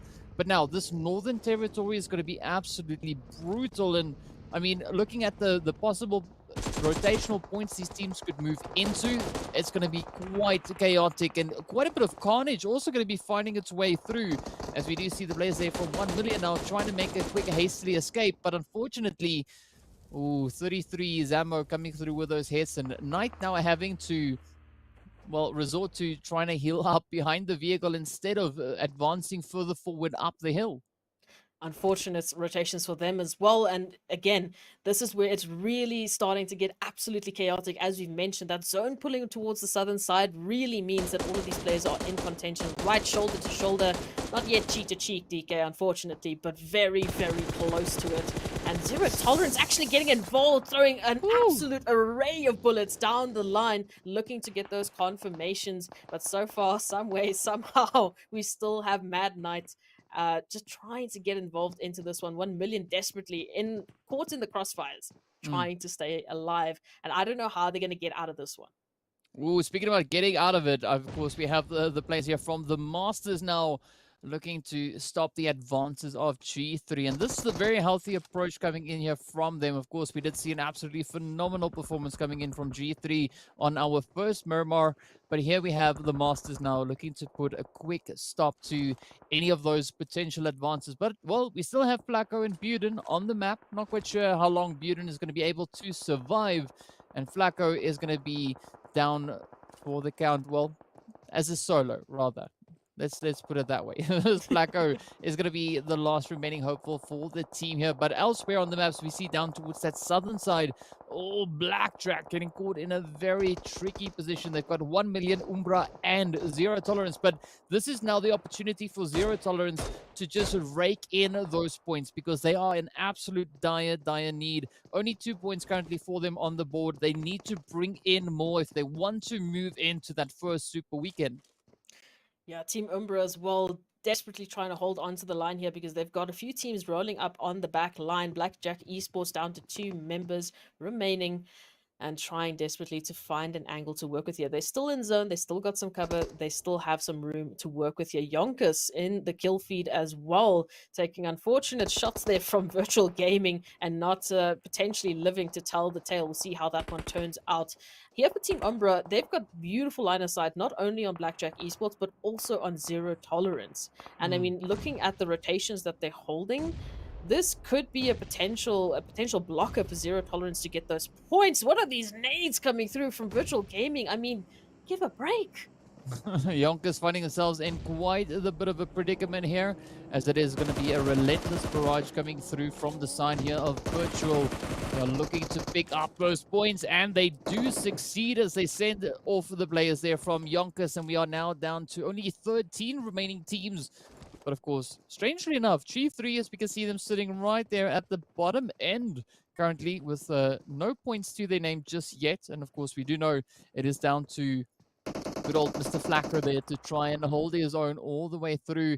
But elsewhere in zone, as we can see, players here from Cryptics holding on towards that northwestern side, having a good controlling angle within those compounds. But of course, Team Myths are going to be focusing their efforts onto the players there from Virtual Gaming, who still have quite a bit of a ground to cover to make it in towards that zone. And we now see Al-Faluji now potentially being left behind. Not quite sure whether or not they're going to try and attempt that raise, but the pressure is on as we do have that blue zone starting to close on up, and they find themselves uncomfortably close.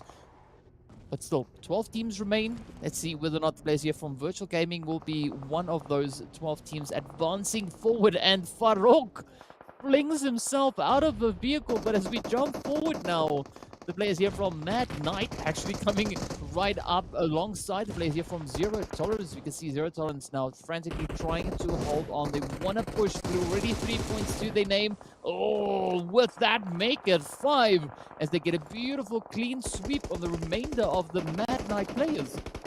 Absolutely huge coming in from the side. And now, if we're looking at it, you know, those kill points are starting to rake in. We're also seeing Intruders picking up points who are also finding themselves in 19th position. So many of the teams that are in dire straits, like Zero Tolerance, like Intruder, are looking to potentially have an absolutely huge game coming through on our second Miramar of the day. These eliminations are picking up time by time by time, and it's huge. This is the biggest point that these teams need. This is exactly what they need to get themselves up on that leaderboard. And DK, there's just nades left, right, and center. Yeah, it is going absolutely crazy. You can see this northern section of the zone just being absolutely on fire. Action, action, action. It is just non-stop, and the teams are going to continue to push their way on through. But Farouk trying to hold on, trying to hold strong, but the pressure is going to come in as we do see the players here from Cryptics now looking to advance even further forward from that western side, looking to assert some dominance up in towards the north. But with that, Ramsey gets sent up, wrapped up in his gloves, and off he goes. The hits continue to fly on through, and up now comes the pressure as the players here from Intruder are caught on that northern edge. Quite a bit of an exchange, quite a bit of a fight. 4 teams duking it out for this northern region. Blackjack, of course, getting sent away at the hand there of the players from Team Umbra. But let's see. Got quite a few duos and trios scattered throughout the map. But of course, 3 teams rocking those full squads. Zero Tolerance being one of them. But look at this. Intruder Africa trying to prove a point. And with that, Hemo gets taken right on down. Senke, again on the high ground. A very similar approach that we saw coming through on Erangel. But are we going to see Cryptics now push through and close it all the way up, as we do see Farouk getting picked up? We do have a moment now just huddling up behind the vehicle, trying to utilize that hard cover as long as they possibly can. But of course, Blue Zone is going to be applying its own pressure as it is closing up the zone, sitting smack dab center. Everyone now having to just condense their current positions. Cryptics not going to be looking to budge just yet. They're looking to pick up as many elims as they can, and with that, Intruder Africa having to pack their bags. But of course, look at this, Cryptics continuing with their efforts. Team Mist now also getting sent away. 6 teams remain. Slimefork AT, however, now all the way over on towards that southern side of the zone. But look at center zone, SWAT 69. Beautifully perched and positioned there. Umbra alongside them just over on towards that eastern side. But this is where it is going to be absolutely essential to secure a strong position as Cryptic now lose yet another player. And I was going to say, Cryptics have been so preemptive, so proactive in trying to force the issue for all the other teams. They've been the ones taking the fight. I mean, at one stage, we literally had Cryptics pushing all of the teams out of zone, really putting on the pressure. But now look at this. What are they going to do? They're going to pull up on SWAT 69, getting that confirmation and at least alleviating some of the pressure that they've been experiencing, getting themselves a beautiful spot, right center zone. But, DK, they are literally surrounded. Yeah, they swatted them right back into the lobby. But of course, here we have the players now from Slimefork AT. We can see down to 3. Next level on 3. Oh, look at this, Cryptic starting to rake in those points. Slime finding themselves in quite a difficult position, trying to push up from that southern side. But Umbra just looking to capitalize on the carnage as well as they step up and send the shots on through. Aimer, of course, getting knocked, getting sent back. Here we are, 5 teams left to duke it out for that winner chicken dinner. Zero Tolerance looking absolutely fantastic. Umbra also looking pretty amazing. They still have now, or rather they have 10 elims to their name, 4 players left to rock it out. Slimefork AT getting caught in a little bit of a tricky spot right there, but look at this, Marshall going to town once again. Next level now, trying to retaliate, trying to hold on. Oh, but are they going to be able to pull it off? Applying quite a bit of pressure. Umbra now also looking to get a few elims of their own, looking to make it past only 10. Now, will they be able to succeed? Slime, oh, putting up the defensive plays, come blazing through Zeus. Oh, gets put down, and with that, Slime needs to go back to the lobby and wait for the next match. 4 teams rather now remain, and Zero Tolerance really stepping up to the plate with this one. Already 8 elims. And that's exactly what they've been needing. But this is going to come down to if they can survive the fight here with Next Level, who are desperately trying to throw a little bit of a spanner in the works here because they do not want to give space for Zero Tolerance to take the issue further. This also gives Cryptics a little bit of time to maybe reset and regain their numbers. Team Umbra also down to 2 members. So we've got 2, 2, 2, and a 4 potentially from Zero Tolerance if they can survive this coming through from Next Level. But Unknown says no thank you. We've got sprays, we've got barrages coming through and really making this difficult for Zero Tolerance. Wow, good play coming in here from the side of Next Level, looking to dial it up, but unfortunately Skydo comes through with a pinpoint accuracy, picking up the knock on towards Unknown. It is now up to Alad to try and hold on, but of course that blue zone eating away at their health bars as they fall to the zone. And now it is only 3 teams left to fight it out. It is going to be a 2v2v2 across the board. Gary Boy now taking a little bit of damage as he is rather advancing forward. Here we go. Zero Tolerance trying to wrap around that northern side, trying to play on the low ground, but of course Cryptics position right alongside them. Marshall just utilizing the terrain, sneaking on through with those heads, picking up hits. Up goes Morteza, down goes Morteza. Skydo trying to hold strong. Will he be able to make a stand? It is going to be 2 players in favor of Cryptics up against the 2 remaining players. 1 from the side of Umbra, 1 from the side of Zero Tolerance. Will Skydo be able to make this push? Will he survive? No, down he goes. And with that, it goes right over to Cryptics as they clear out the battlefield, and with that, steal in that winner chicken. An absolutely phenomenal performance, their 2nd chicken of the day. I was about to say, is this actually going to happen? Is Cryptics going to be the first team today to get a double winner chicken dinner? And they absolutely did. This was the turning point that we were waiting for, and a fantastic opportunity for teams like Zero Tolerance, like Intruder there towards the latter part of that match, picking up points that they desperately need. But here comes Cryptics. I mean, they, like I said, I was worried. They got the information they needed. Now they're putting it into action. Now they're making sure, listen, we've got a bit more, we've got a bit more in our playbook. We've just now opened the black book to the next page, and this is what we've got in store for you. Yeah, and I mean this is not really surprising, knowing that Cryptics is a team with so much experience, right? We can really see that now coming into fruition here. Already picking up the chicken on Erangel, coming up with a back-to-back chicken right now on towards Miramar. So, I mean, the rest of the lobby kind of needs to step it up, right? They need to try and either beat Cryptics at their game or come up with a strategy to put a halt to those advances. Because if they don't, it's going to be quite difficult to really make a dent. Because, I mean, look at Cryptics. They've just been dialing it in one after the other, just constantly pushing, just utilizing those angles. And even if you reduce them down to 2, they can still hold their own and bring home that chicken. So yeah, Cryptics is going to be a team to watch, and the rest of the lobby better step it up if they're looking to contend against them. I mean, we were praising G3 Temper for their Mm. proactive decisions. You know, they weren't waiting for the zone to make a push. They weren't waiting for the zone to make a play and then try and react to the situation. And that's exactly what Cryptics were doing.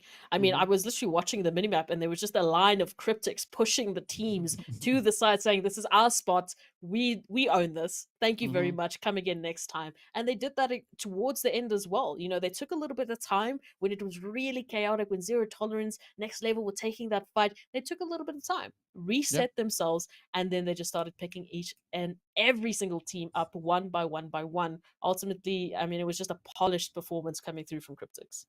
Because I know, like, if we look at what Cryptics brought in the previous map, they came in with those 8 elims alongside the chicken. This time, they look to dial it up a little bit further as well. So, some really strong dominating plays. But of course, we did see quite a few teams trying a few interesting things along the way, right? We did see some interesting vehicle maneuvers coming through there once again. Some, really challenging parking angles. And I think we got to give those parking awards where they are needed. But speaking of that, let's have a quick look at a few of the highlights coming in off the back of this absolutely fantastic match.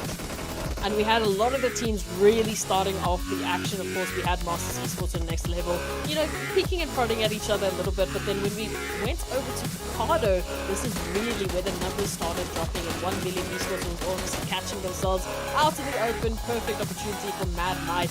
And again, I have to applaud Zero Tolerance for making it through all the way to that end zone. They kept getting themselves caught up in a very precarious situation, but managing to keep on pushing, to keep on getting those eliminations and making it through to the final zone. And this is really where we started seeing as well Cryptics pushing all of the teams to the side and saying, this is our spot. Yeah, just utilizing the terrain absolutely phenomenally. And of course, unfortunately, Lazy Boy taking the lead right there as that nade made its way on through. But look at this, such good angles being utilized here. I mean, Marshall just dialing it up once again. Again, some really good opposition that they are facing here.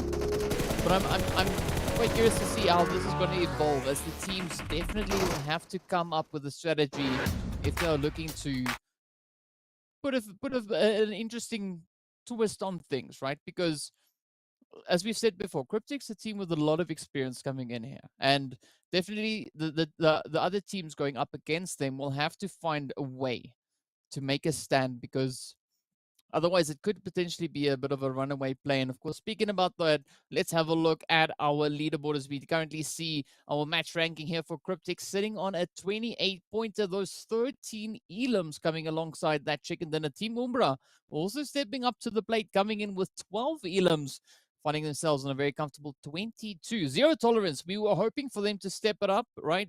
We said that they were in dire need of points, and they stepped up to the plate in this match right here, bringing in a beautiful 21 points to their name. And of course, nothing wrong with that. Of course, next level right up there alongside them, we do see Slime 4KT, Intruder, SWAT 69, as well as the players in from Virtual Gaming taking that 8th position. But of course, it's going to be important to see what is happening on that second page and where the teams find themselves. And, this is kind of the point where if you weren't able to find points, you should start thinking of ways to improve your strategies moving forward, not only in this last match, but also in tomorrow's matches. Yeah, so I mean, for many of the teams that are, losing out on those points today, They're desperately going to have to fight tomorrow. And unfortunately, that just adds a bit of stress. So, for some of the teams that we're seeing, getting close, but not getting quite there, Mad Knight, I feel like they always start off really, really good. They start off, get some points, and then they teeter off there towards those ending parts. But again, as long as you get yourself in that top 16, you're golden for Super Weekend. And if you can lay a big enough foundation, like we've seen with Lusail Esports, they haven't done anything super, super crazy, but they've been consistent. They've been consistently getting themselves points, and that's why they ended up, I think they were like with 53 points, leading the pack, even though they have not a single winner chicken dinner. And because of that, maybe that gives them an opportunity to, hide a few of the plays that they are waiting to show on Super Weekend. So just get yourself into Super Weekend, and then we're going to sit here with, our jaws open and absolutely just in awe of the plays. And here's the overall standings, DK. So let's actually just go through them and see why the teams are here. Well, you're talking about awe, and of course, Cryptics coming in with some shock and awe there, as we can see them now just advancing their way up that leaderboard all the way up into pole position on 56 points, 2 points ahead of the players there from Team Umbra. But of course, Lusail, the consistency really paying off for them, and consistency is absolutely key, as we can see them sitting there on a very comfortable 53 points. Of course, next level, hot on their heels there, still having a little bit of a gap to try and close. And of course, Chief 3 Timber, with that absolutely phenomenal performance they had on Miramar, sitting up in 5th place, but they have to still look to bring in that consistency, because the second time over on Miramar, it was a little bit rough. We did see them getting sent away a little bit too early, but of course, there's still one more match to go for them today. Cryptics and Team Umbra wrapping up their 4 games here, as the first day has come to an end for them. But now this is where we look to see what the next page is going to be looking at, because 1 Million Esports also looking good in that 7th place. We did see the players there from Blackjack up in 8th place. A quick sneak peek at that last page, as we do see the players here from YONKOUS, Mad Knight, Triple Esports, and Intruder Africa. This is kind of the danger zone. This is the spot where you do not want to be, particularly moving into our first Super Weekend. Yeah, you don't want to be on this page. You want to at least be putting your best foot forward, getting into that first Super Weekend, and hopefully be making a splash, because I don't know, for me, DK, personally, if you start off on that momentum train and you ride it through all the way to Super Weekend, imagine now if you're going into Super Weekend as one of the favorites, as one of the teams that got the most, points in league play, that put a really good performance through. You got a bit of a target on your back, but you've got some mad hype behind you going into that Super Weekend. And when that confidence is high and you are running with the best momentum and the best mentality behind you, there's no way you're going to lose that mental game. There's no way, surely, that we're going to be losing those winner chicken dinners. So make sure you're in the top 16. That's all we can say. You've got tomorrow, and you've got the next game. That we're getting close.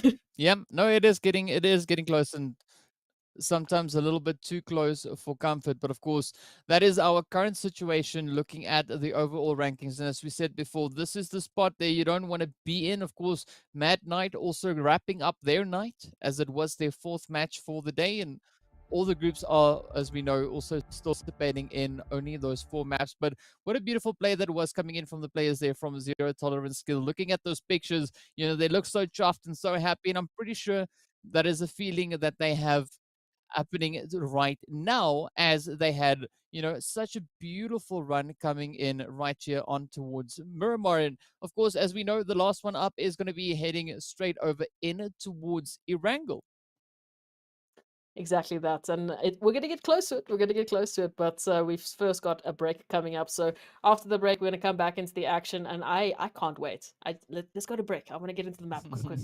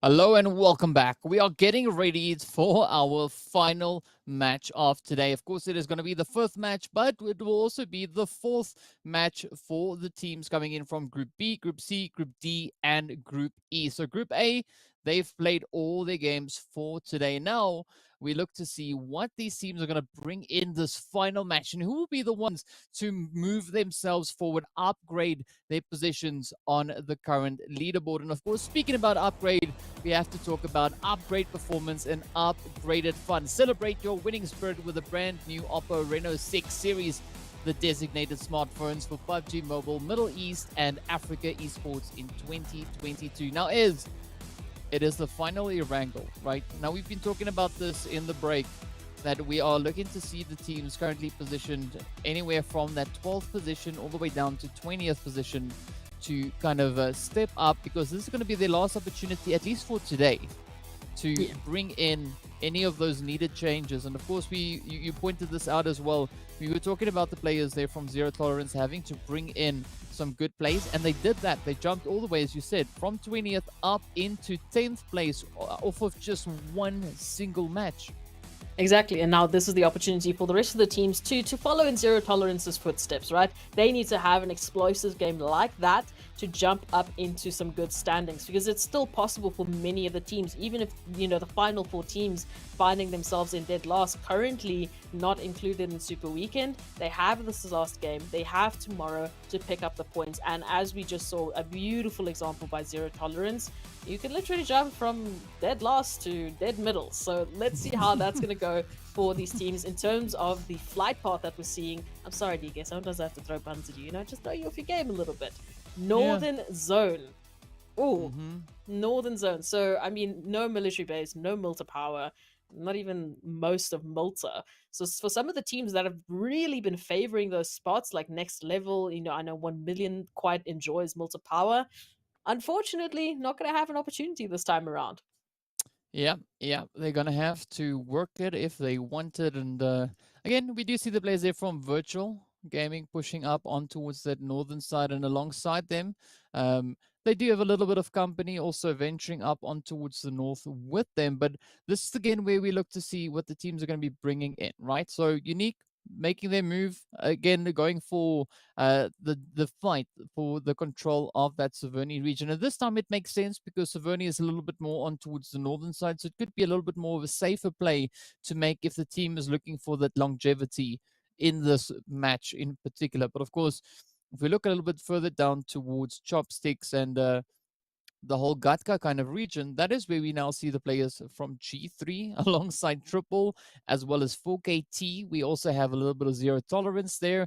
And just on the opposite end of Everest, we have the players there from 1 million as well as Lusail. So definitely quite a contentious region that we have there. A lot of these teams are going to be looking to bring in some of those much needed points. Yeah, we'll be starting off with quite an explosive game, especially when I'm looking there towards Georgia Pool. And weirdly enough, we were talking about Severny, might be a fantastic opportunity. It's also just going to be the potential rematch when we're talking about, virtual gaming and Team Unique, because they had a little bit of their own little splat there, and Spurred was chased down to the ends of the earth. But we'll see how it's going to go this time around. I don't know. From what we can see, where would you say is the best spot for them to really take it through? Because obviously we can take a look, at shooting range, which was pretty much, at this point, barren. But if we're talking about cover towards the end, if we're talking about rotations, maybe Georgia Pool, all the teams moving up from Georgia Pool might find themselves there. So it might be quite a contentious spot. Yeah, we could see quite a lot of those northern rotations coming in. It's obviously the easiest way to kind of move from where they currently are, right? They could have a relatively comfortable rotation up north. Down south, it is going to be quite challenging, seeing that we see such a large concentration of teams currently positioned there. And, it's going to be important for teams to try and pick up a good position. And speaking about good positions, of course, Buden quickly finding that first Elam right on there. And with that, the players from Triple now loses 2 players. So that was a really unfortunate position for the players there from Triple. But now they still find themselves going up against the side here of Slime 4KT. As we can see, the Angle's now trying to find its way on through Storm. just vaulting in and out of those windows. But Master, he's going to look to try and potentially put a quick stop to any potential escapes here for Storm. But is he going to be able to pull it off? Because he needs to be careful. Fortunately, we do see a bit of that reinforcement now making its way on through, but it's just a serious case of cat and mouse between Triple and, Masters. But with that, down goes Master.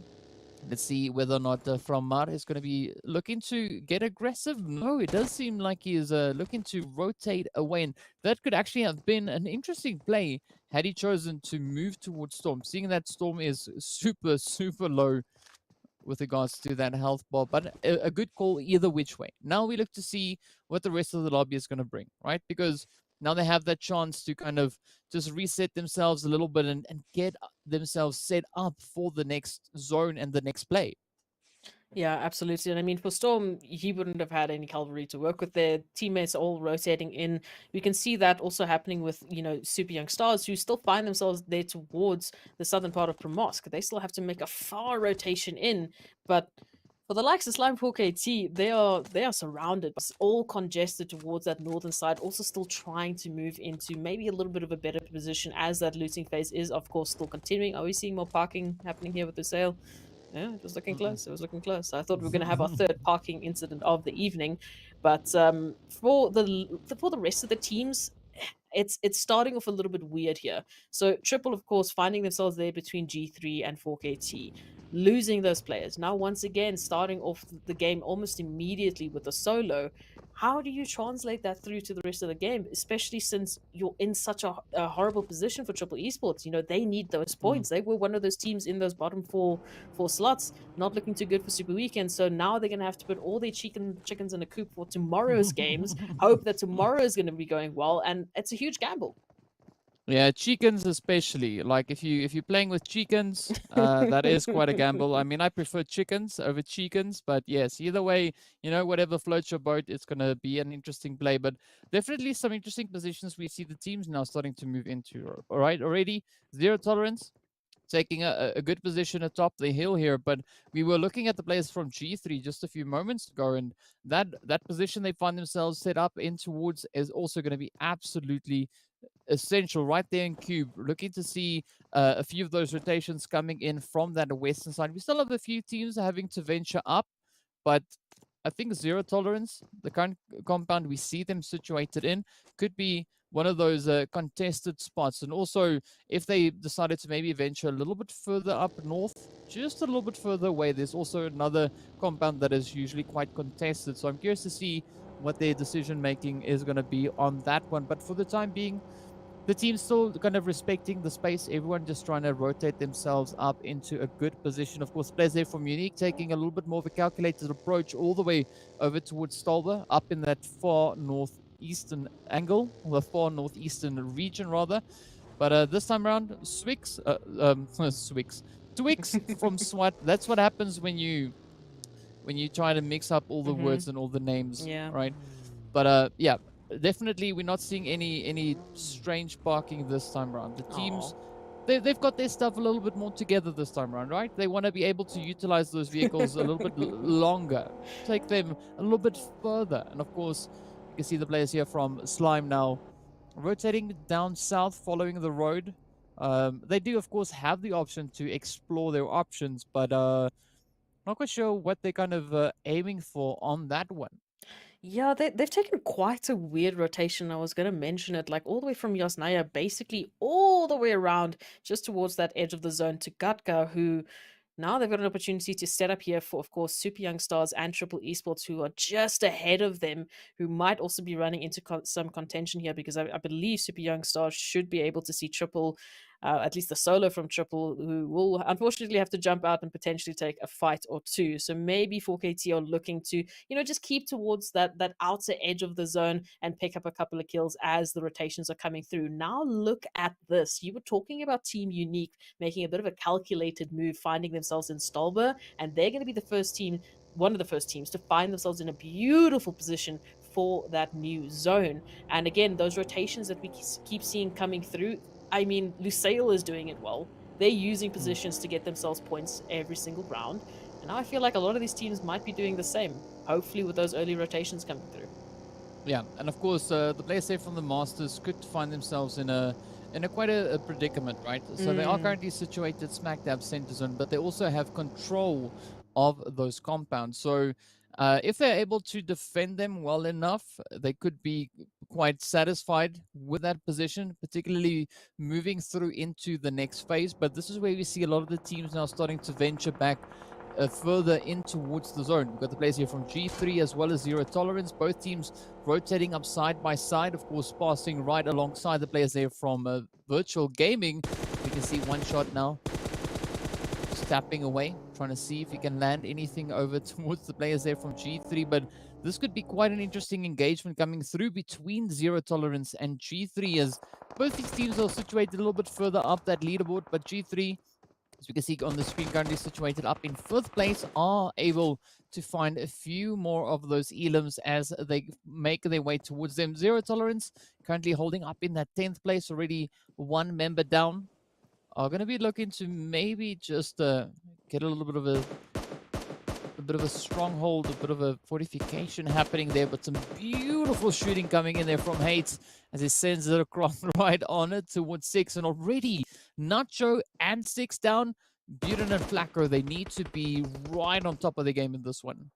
I mean, Zero Tolerance is literally running on a high on that momentum train we were talking about, from literally jumping from dead last up into that 10th position here. So if they cannot take out the likes of G3, who, as you said, is in 5th place, who have done so well today, they are literally just packing on those points and getting themselves a beautiful, peaceful spot for tomorrow, taking away as much of the pressure as possible. And Hates as being absolutely disgusting with this aim coming through the smoke.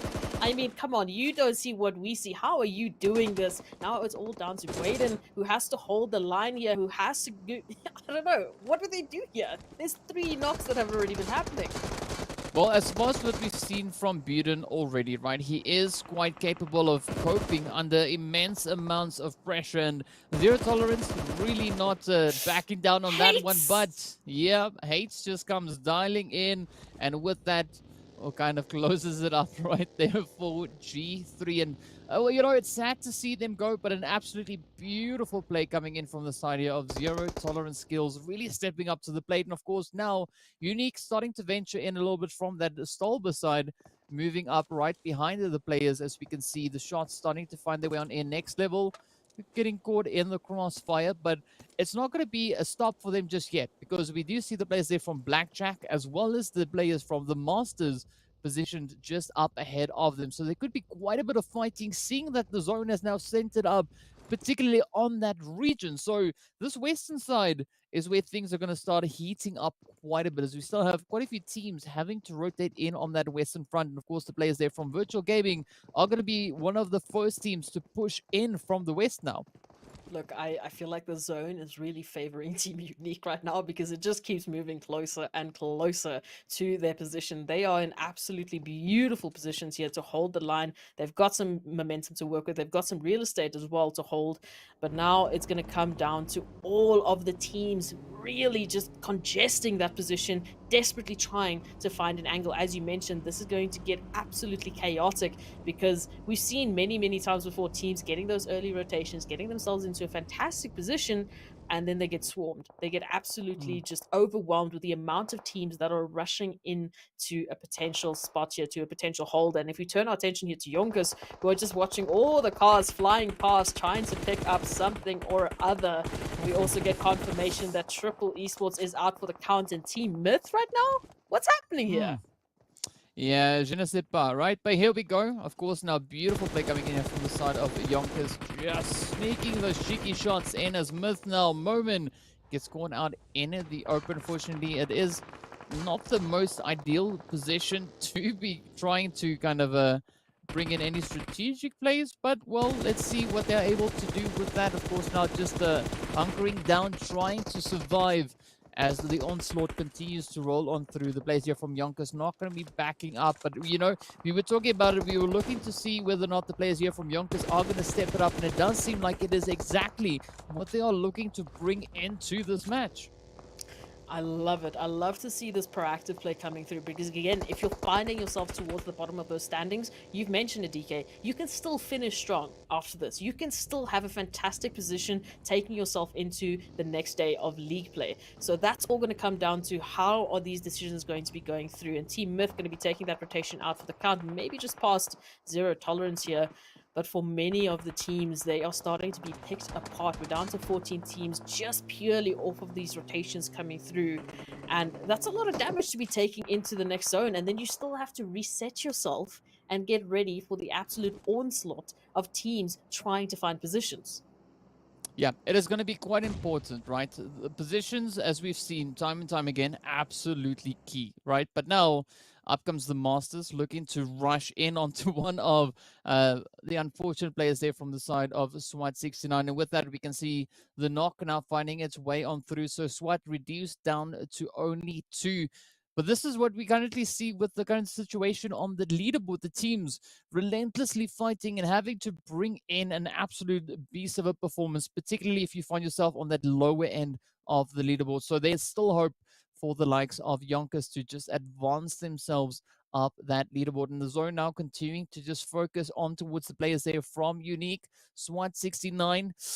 Not looking too great, but either way, the zone will not wait for anybody, as we do see the teams now starting to reposition. Myth coming in from that western side. Unique holding smack dab center, but YONKOUS still in play.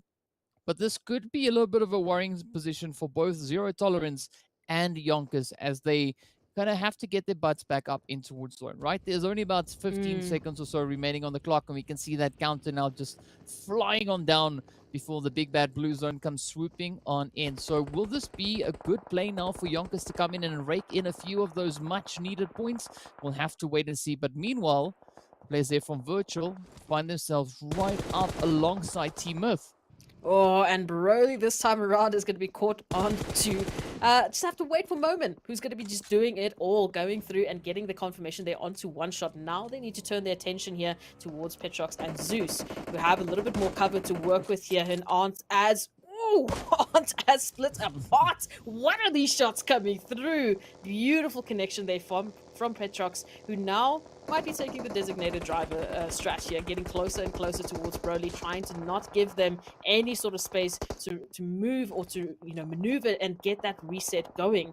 There's still plenty of nades at play here, DK. Yep, definitely quite a few. And that is part of the the meta coming in on the Africa region, as we do see them at times being quite heavy with those utilities. But of course, Falucci now trying to sneak on up, but Moment just laser focus with that spray down. Zeus now trying frantically to set up the cover, maybe even obscure the vision there for the players of Myth. But I mean, Moment, beautiful high ground position.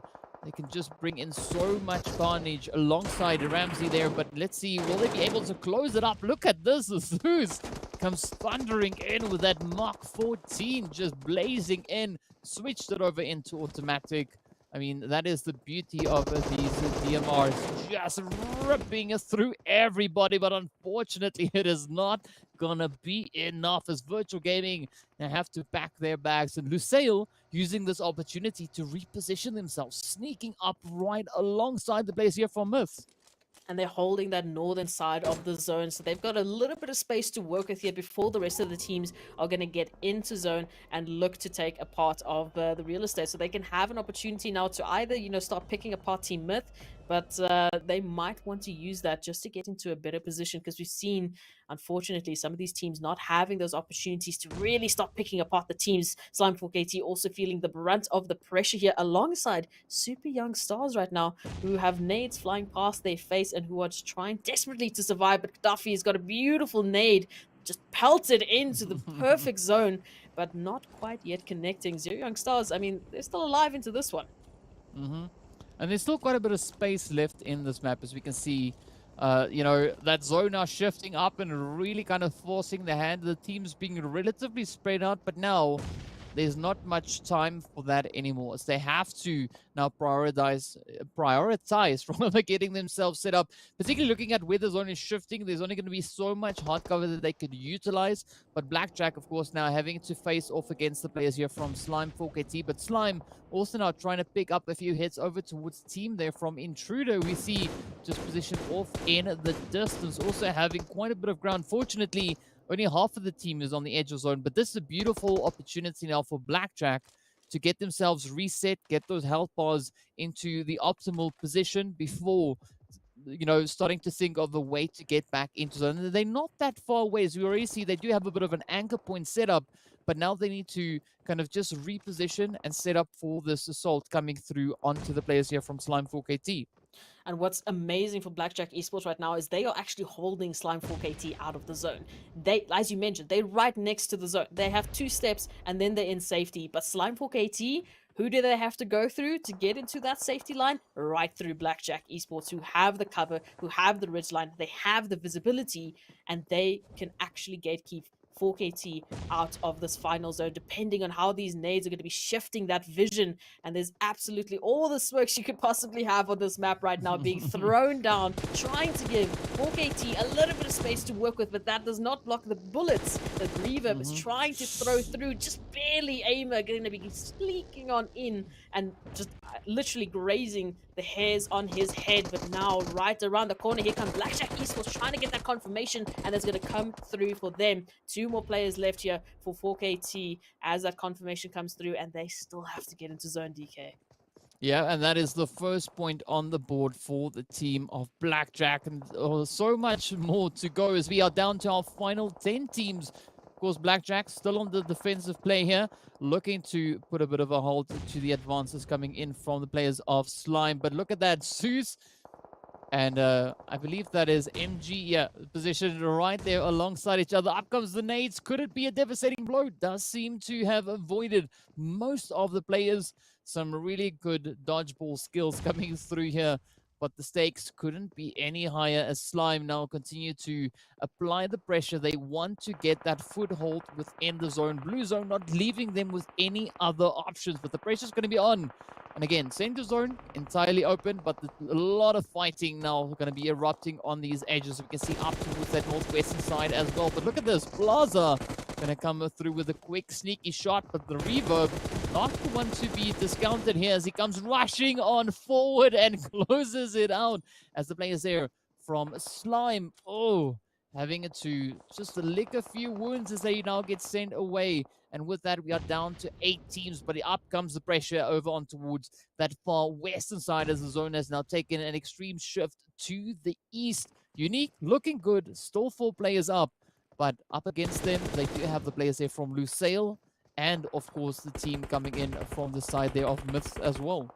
Yeah, the solo from Team Myths right now, hoping that they're not going to be counted as collateral damage here with the crossfire of all the teams around them, trying desperately to find an angle here and to pick up a couple of kills. Lusail staying active once again. They need to now, though, rotate into zone because that zone pulls all the way to Intruder. So unfortunately, they're going to have to finish up this fight as quickly as possible and focus into getting to safety here. Intruders as well, they've got most of the position here, so Team Unique, yes, they're doing some fantastic work here, but they need to hurry up. Now pushing that line there towards YONKOUS with the added pressure, trying to get the confirmation, but of course everyone picking apart each other bit by bit, and even the solo from Team Myths is picking up kills just before they get confirmed out and back into the lobby. Yeah, Chico getting Neek at the knees there. Weak at the knees. Well, Neek at the knees. Yes, that one. There we go. Making new words as we go. And of course, the teams are going to be looking to blaze their ways on through as the players here now from Unique positioned up on the high ground. Not within the zone, but that does not stop them. They are going to just continue the relentless effort right down onto the players there from Masters. Of course, Unique having a good play. Still having all 4 their players up. In fact, the only team still rocking a full squad. Now let's see whether or not they'll be able to keep it all together and continue to push further and further forward. Of course, Blaze here from Intruder, currently sitting on a collective 7 elims for the team. They are looking good. Still got 3 players up. but are they now able to capitalize on their positions? They still have the players there from Blackjack coming in, and Lusail getting sent back as the shots rain through. And with that, we see the kill feed slowly but surely starting to light on up. Yeah, it might calm down now as all of the teams are just taking a look at what the cards they've been dealt with here. And for some of the teams, I mean, looking at Lusail, looking at Team Unique, half of Team Unique is still not in zone. They have to get themselves a little bit closer there and hopefully find themselves a little bit of an angle here. So Masters Esports also, unfortunately, with the solo as well as YONKOUS, who've just been confirmed. As I say that, Masters now looking for Angelo to hopefully hold the line here, but Team Unique are hunting through the smoke. A little bit of back and forth here from Blackjack Esports, who come to Angelo's rescue, but also confirm Angelo out for the count. So we're down to 3 teams, and it's fairly even if we're taking a look at a Team Unique have an opportunity now to get that res coming through, so they have the numbers advantage. But look at that zone. It is pulling all the way up to Intruders. I mean, Intruder Africa really have the advantage with regards to positioning within the zone, right? Unique have the numbers advantage, and of course, Blackjack, well, they position down in towards the south. Not quite sure if they have any advantage currently where they are situated, but of course, all 3 our remaining teams are in a position where they are able to leverage their current position. How much they will succeed in doing that, we have no idea, but Unique, looking at their position, they need to be super careful because they could quite easily slip and fall down the side of the mountain. Intruder on the opposite end is going to look to make it quite difficult for any advances to come through from the side there of Unique. As we can see, those beautiful utilities getting sent right on in. That grenade just finding an absolutely beautiful point. Let's see now, Rauf looking to apply even more pressure as he now comes rushing on forward. We see Chills and Winky on the front line, looking to set up those smokes for potential rotation to come on through, but up comes Rauf, rushing forward, down he goes. Beautiful hits as Winky steps in. She just nails those coffin hits down on towards them. But up comes, Hemo. Will Hemo be able to get the job done? It is going to be a 1v1 between Blackjack and Intruder. And of course, now Winky quickly trying to bring those numbers back up into fighting form. Unique still having all 4 players. Let's see whether or not they'll be able to get those last 2 raised up in the nick of time. Of course, Blue Zone not going to be slacking off with the pressure, continuing to push the teams further and further forward. Winky now sending up the mollies, trying to clear it up, but unfortunately, Hemo is so far away. Blackjack now coming under fire as the Blue Zone moves on in. It is down to Lalouche for the side of Blackjack to keep it all together and maybe sneak in a cheeky chicken along the way. But let's see, here we go. Winky and the rest of the players from Unique now getting ready to push, apply the pressure, rushing forward. Unfortunately, Intruders still having to make a bit of a play here, utilizing the smoke to their best ability. But for how much longer will they be able to do that? Yeah, you've got Team Unique, you've got Blackjack Esports on the ridgeline, so they've got a little bit of cover and a beautiful line of sight towards Intruder as soon as that smoke fades. And now it's going to come down to the snaking games, just slinking along in the grass where Intruder is looking to take the fight. And of course, we've got the solo from Blackjack Esports coming through and finding that one remaining kill. And DK, this is going to be so difficult. Oh, up comes Winky to close it out. With that, it is signed, sealed, and sent right on back. As Team Unique walk away with a beautiful chicken. All 4 of their players still up and able to go. And of course, a beautiful 10-point victory coming in for the side there of Team Unique. Absolutely phenomenal performance there from them. And a really well-deserved chicken. We were waiting to see them step up and put some much needed points on that leaderboard, and boy, did they deliver on that front.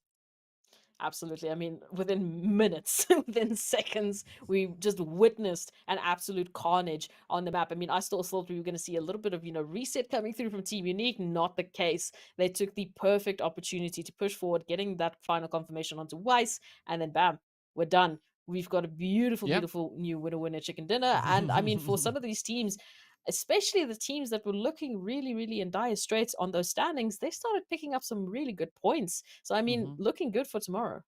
Yeah, I mean, definitely quite a challenging position in which we saw that zone kind of closing up towards the hillsides are always, quite a formidable force in and of itself. And having so many teams in the vicinity really puts these teams to the test, showing their skills and showing us what they can do. And I mean, the players there from Team Unique just rising to the challenge, stepping up, coming in, managing to hold on to all four of the players. It was close a few times where we did see two of their players getting knocked right on down, but they were able to utilize those ridge lines, just use it to their advantage, and with that, make quite a strong stand all the way through to the very, very end. That's kind of what we need to see. We need to see teams really coming strong, coming through rather, with some strong performances, strong plays. We're reinventing English along the way as we go, but that's okay. It's nothing new really, but definitely some really impressive performances on this first day. And I mean, this makes me so excited to see what the rest of the PUBG Mobile Pro League Africa is going to bring onto the battlefield, as the teams have really brought in rather some really phenomenal performances just on the first day. No, exactly. We started off with quite an explosive start, or maybe quite a cautious start. Let me rather start it there.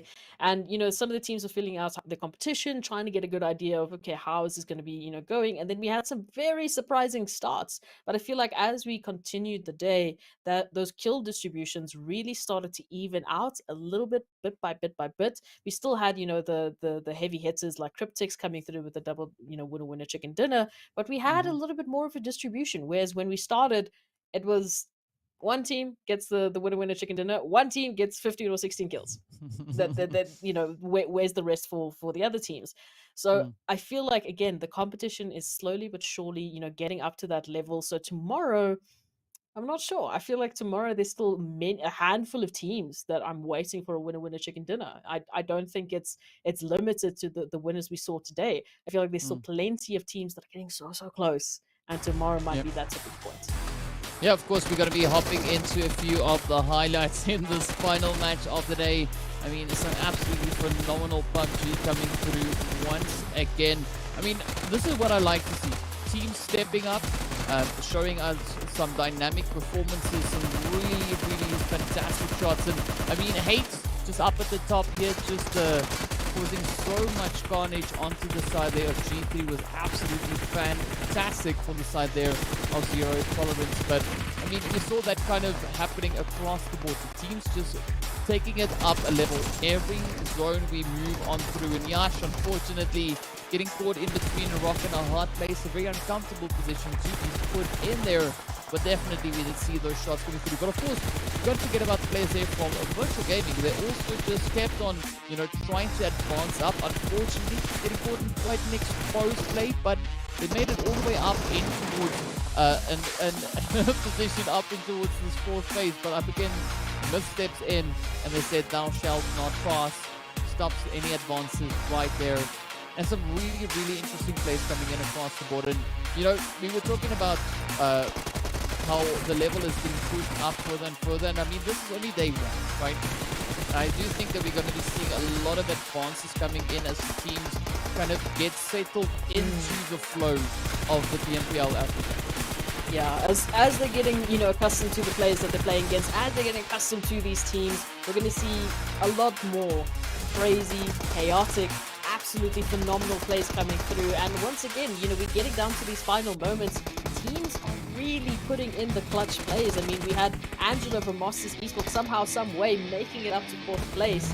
And I mean, with the absolute insanity that was the nades that were being thrown today by Intruder, Team Unique unfortunately had such a difficult task ahead of them. But come hell or high water, we still saw them rise above and head towards Intruder and Blackjack Esports. They made it work. They came through absolutely with the most insane amount of damage, and they made those confirmations happen. They made sure they were the ones to take that final winner chicken dinner. Yeah, and it was absolutely beautiful to see all of that happen. And I mean, this was day one, right? Day one, done and dusted. We can tick it off, say it is in the bag. But now, tomorrow is going to be a very, very important play for a lot of these teams, right? And especially the teams that are finding themselves a little bit closer towards that lower end of the leaderboard. It is going to be quite essential for them to bring in a really strong performance tomorrow, right? I'm not going to be saying that they should bring in their best play because I know that they are kind of saving it for later, right?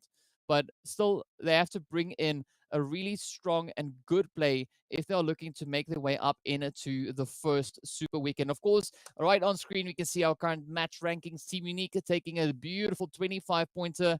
10 of those elims coming in. Of course, Intruder Africa also stepping it up with their own 10 elims. And as we look down the rest of the board, it is looking very healthy, right? We're seeing at least the top 6 teams finishing on those double digits, and some pretty impressive elim numbers coming in as well.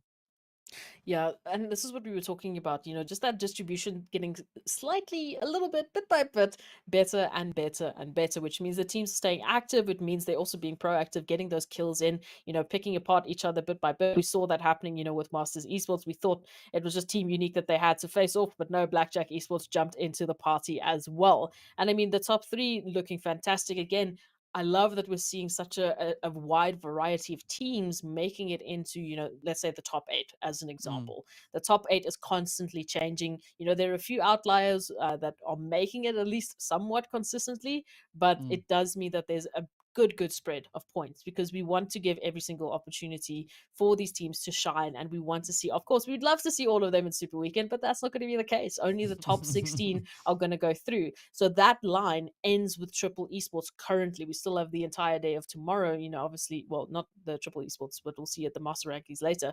But if you're in those final 4 spots, tomorrow is all that you got. Yeah, and it's going to be a pretty hot day, I got to say, because, the stakes are going to be pretty high. As we know, Super Weekend, that's where it's at, right? The points count over towards the teams that could be moving up in towards the finals, but also we do have those rewards coming in for the chickens that are acquired during the Super Weekend. So as we look on to our overall standings, Lusail being able to hold on to pole position with their 63 total points, a relatively decent amount of elims coming in. Of course, the players there from Cryptics, we already saw them securing those 56 points at the end of their last match. And of course, Team Umbra hot on the heels. But again, look at the consistency coming in from Team Umbra, Cryptics, and Lusail. A really good balance with regards to positioning and, of course, those elims being brought up to the table. So I'd like to see a little bit more of that being brought in from the rest of the teams, and there's still enough time for all of that to kind of be worked on and kind of polished out as well. But again, some really good numbers on the board, as we can see, all the way down to that 8th place Slime 4KT sitting on 34. We got Unique on 36, 38 for 2 teams situated up in that 5th and 6th place. And of course, as we have a quick look at our second page, this is where we can see things are still very much neck in neck. I mean, Masters, Intruder sitting on 31 points apiece, because Zero Tolerance hot on their heels. The same, of course, can be said for 1 million, as well as the players there from the Young Stars. And also, it is looking pretty dang close between Darkness, YONKOUS, and of course, the players there from Virtual Gaming. Yeah, I mean, 1 point difference, it's not much. I mean, we've still got an entire day tomorrow of games. So when you look at that, 19 points was the threshold, right? Team Myth starts with 18, 17, 10, 9. Again, we saw this with Zero Tolerance. They had one game that took them all the way from 20th to 10th. So it's still very possible, and somehow, some way, I was still right. The line, unfortunately, is ending with Triple Esports, but not where they would have wanted it. So Team Myth, SWAT 69, Mad Knight, and Triple Esports tomorrow have the most pressure starting us off on the day, because they need to be the ones to get the points. Otherwise, they're not going to be included in the first Super Weekend, which would be heartbreaking. Of course, we all want to see you in the first Super Weekend. It's a fantastic start, and like you said, those winner chicken dinners get really tasty on Super Weekend. Oh, yes, they get a nice little sprinkle of some fancy spice on top of that. But, survival of the fittest. Only the strongest teams in the first week of league play will be able to make their way into the first Super Weekend. So, as we saw, things are still pretty dang close if we look at the current positioning of the teams on the leaderboard. So, I do expect a lot of changes to still come through tomorrow. I mean, none of these positions are currently locked in. Yes, it has been a pretty dominating play coming through from some teams, but Still, it is nothing 100% certain just yet. It is not a given. We don't exactly know who will be our 16 teams moving through into that first Super Weekend. So it is going to be absolutely exciting to see who the teams will be tomorrow to step up to claim those chickens. We've had such a beautiful spread. Lusail coming in with their one chicken. We've got the players there from Cryptics picking up to G3, getting that absolutely fantastic chicken over on our first Miramar. And then, of course, we had the players there from Team Unique closing off the day with an absolutely fantastic one. And we've seen quite a bit of a pattern also coming out. All the teams that finished off with the chickens finished strong with all 4 players still up and running. Yeah, so I mean, it really became a pattern towards, especially we saw it so clearly as day and night towards those last few games. I mean, Team Unique is a very good example. Cryptics is a very good example as a full team pushing those teams into corners and making sure that they were the last standing teams. So I'm loving what I'm seeing, and I'm hoping that we're going to see that pattern continue tomorrow.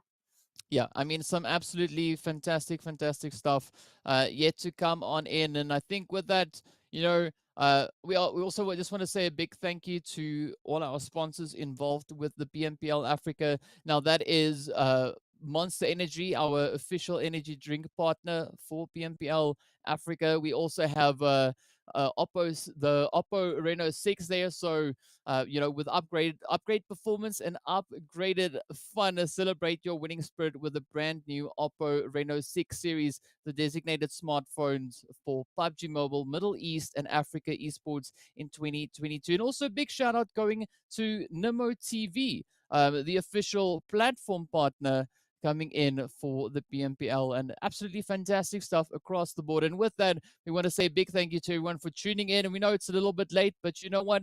That's just the way it goes. We said the first PUBG Mobile Africa is going to be an exciting one. And, we've got to add in a few different elements to that as well. But with that, a big thank you going out to everyone, of course, everyone tuning in, the teams. You guys have been absolutely fantastic on this first day. Look forward to seeing some even more insane plays coming in right tomorrow. And of course, well, you know where to find us. Same time, same place, and hopefully even more PUBG Mobile action. So see you guys right back again tomorrow.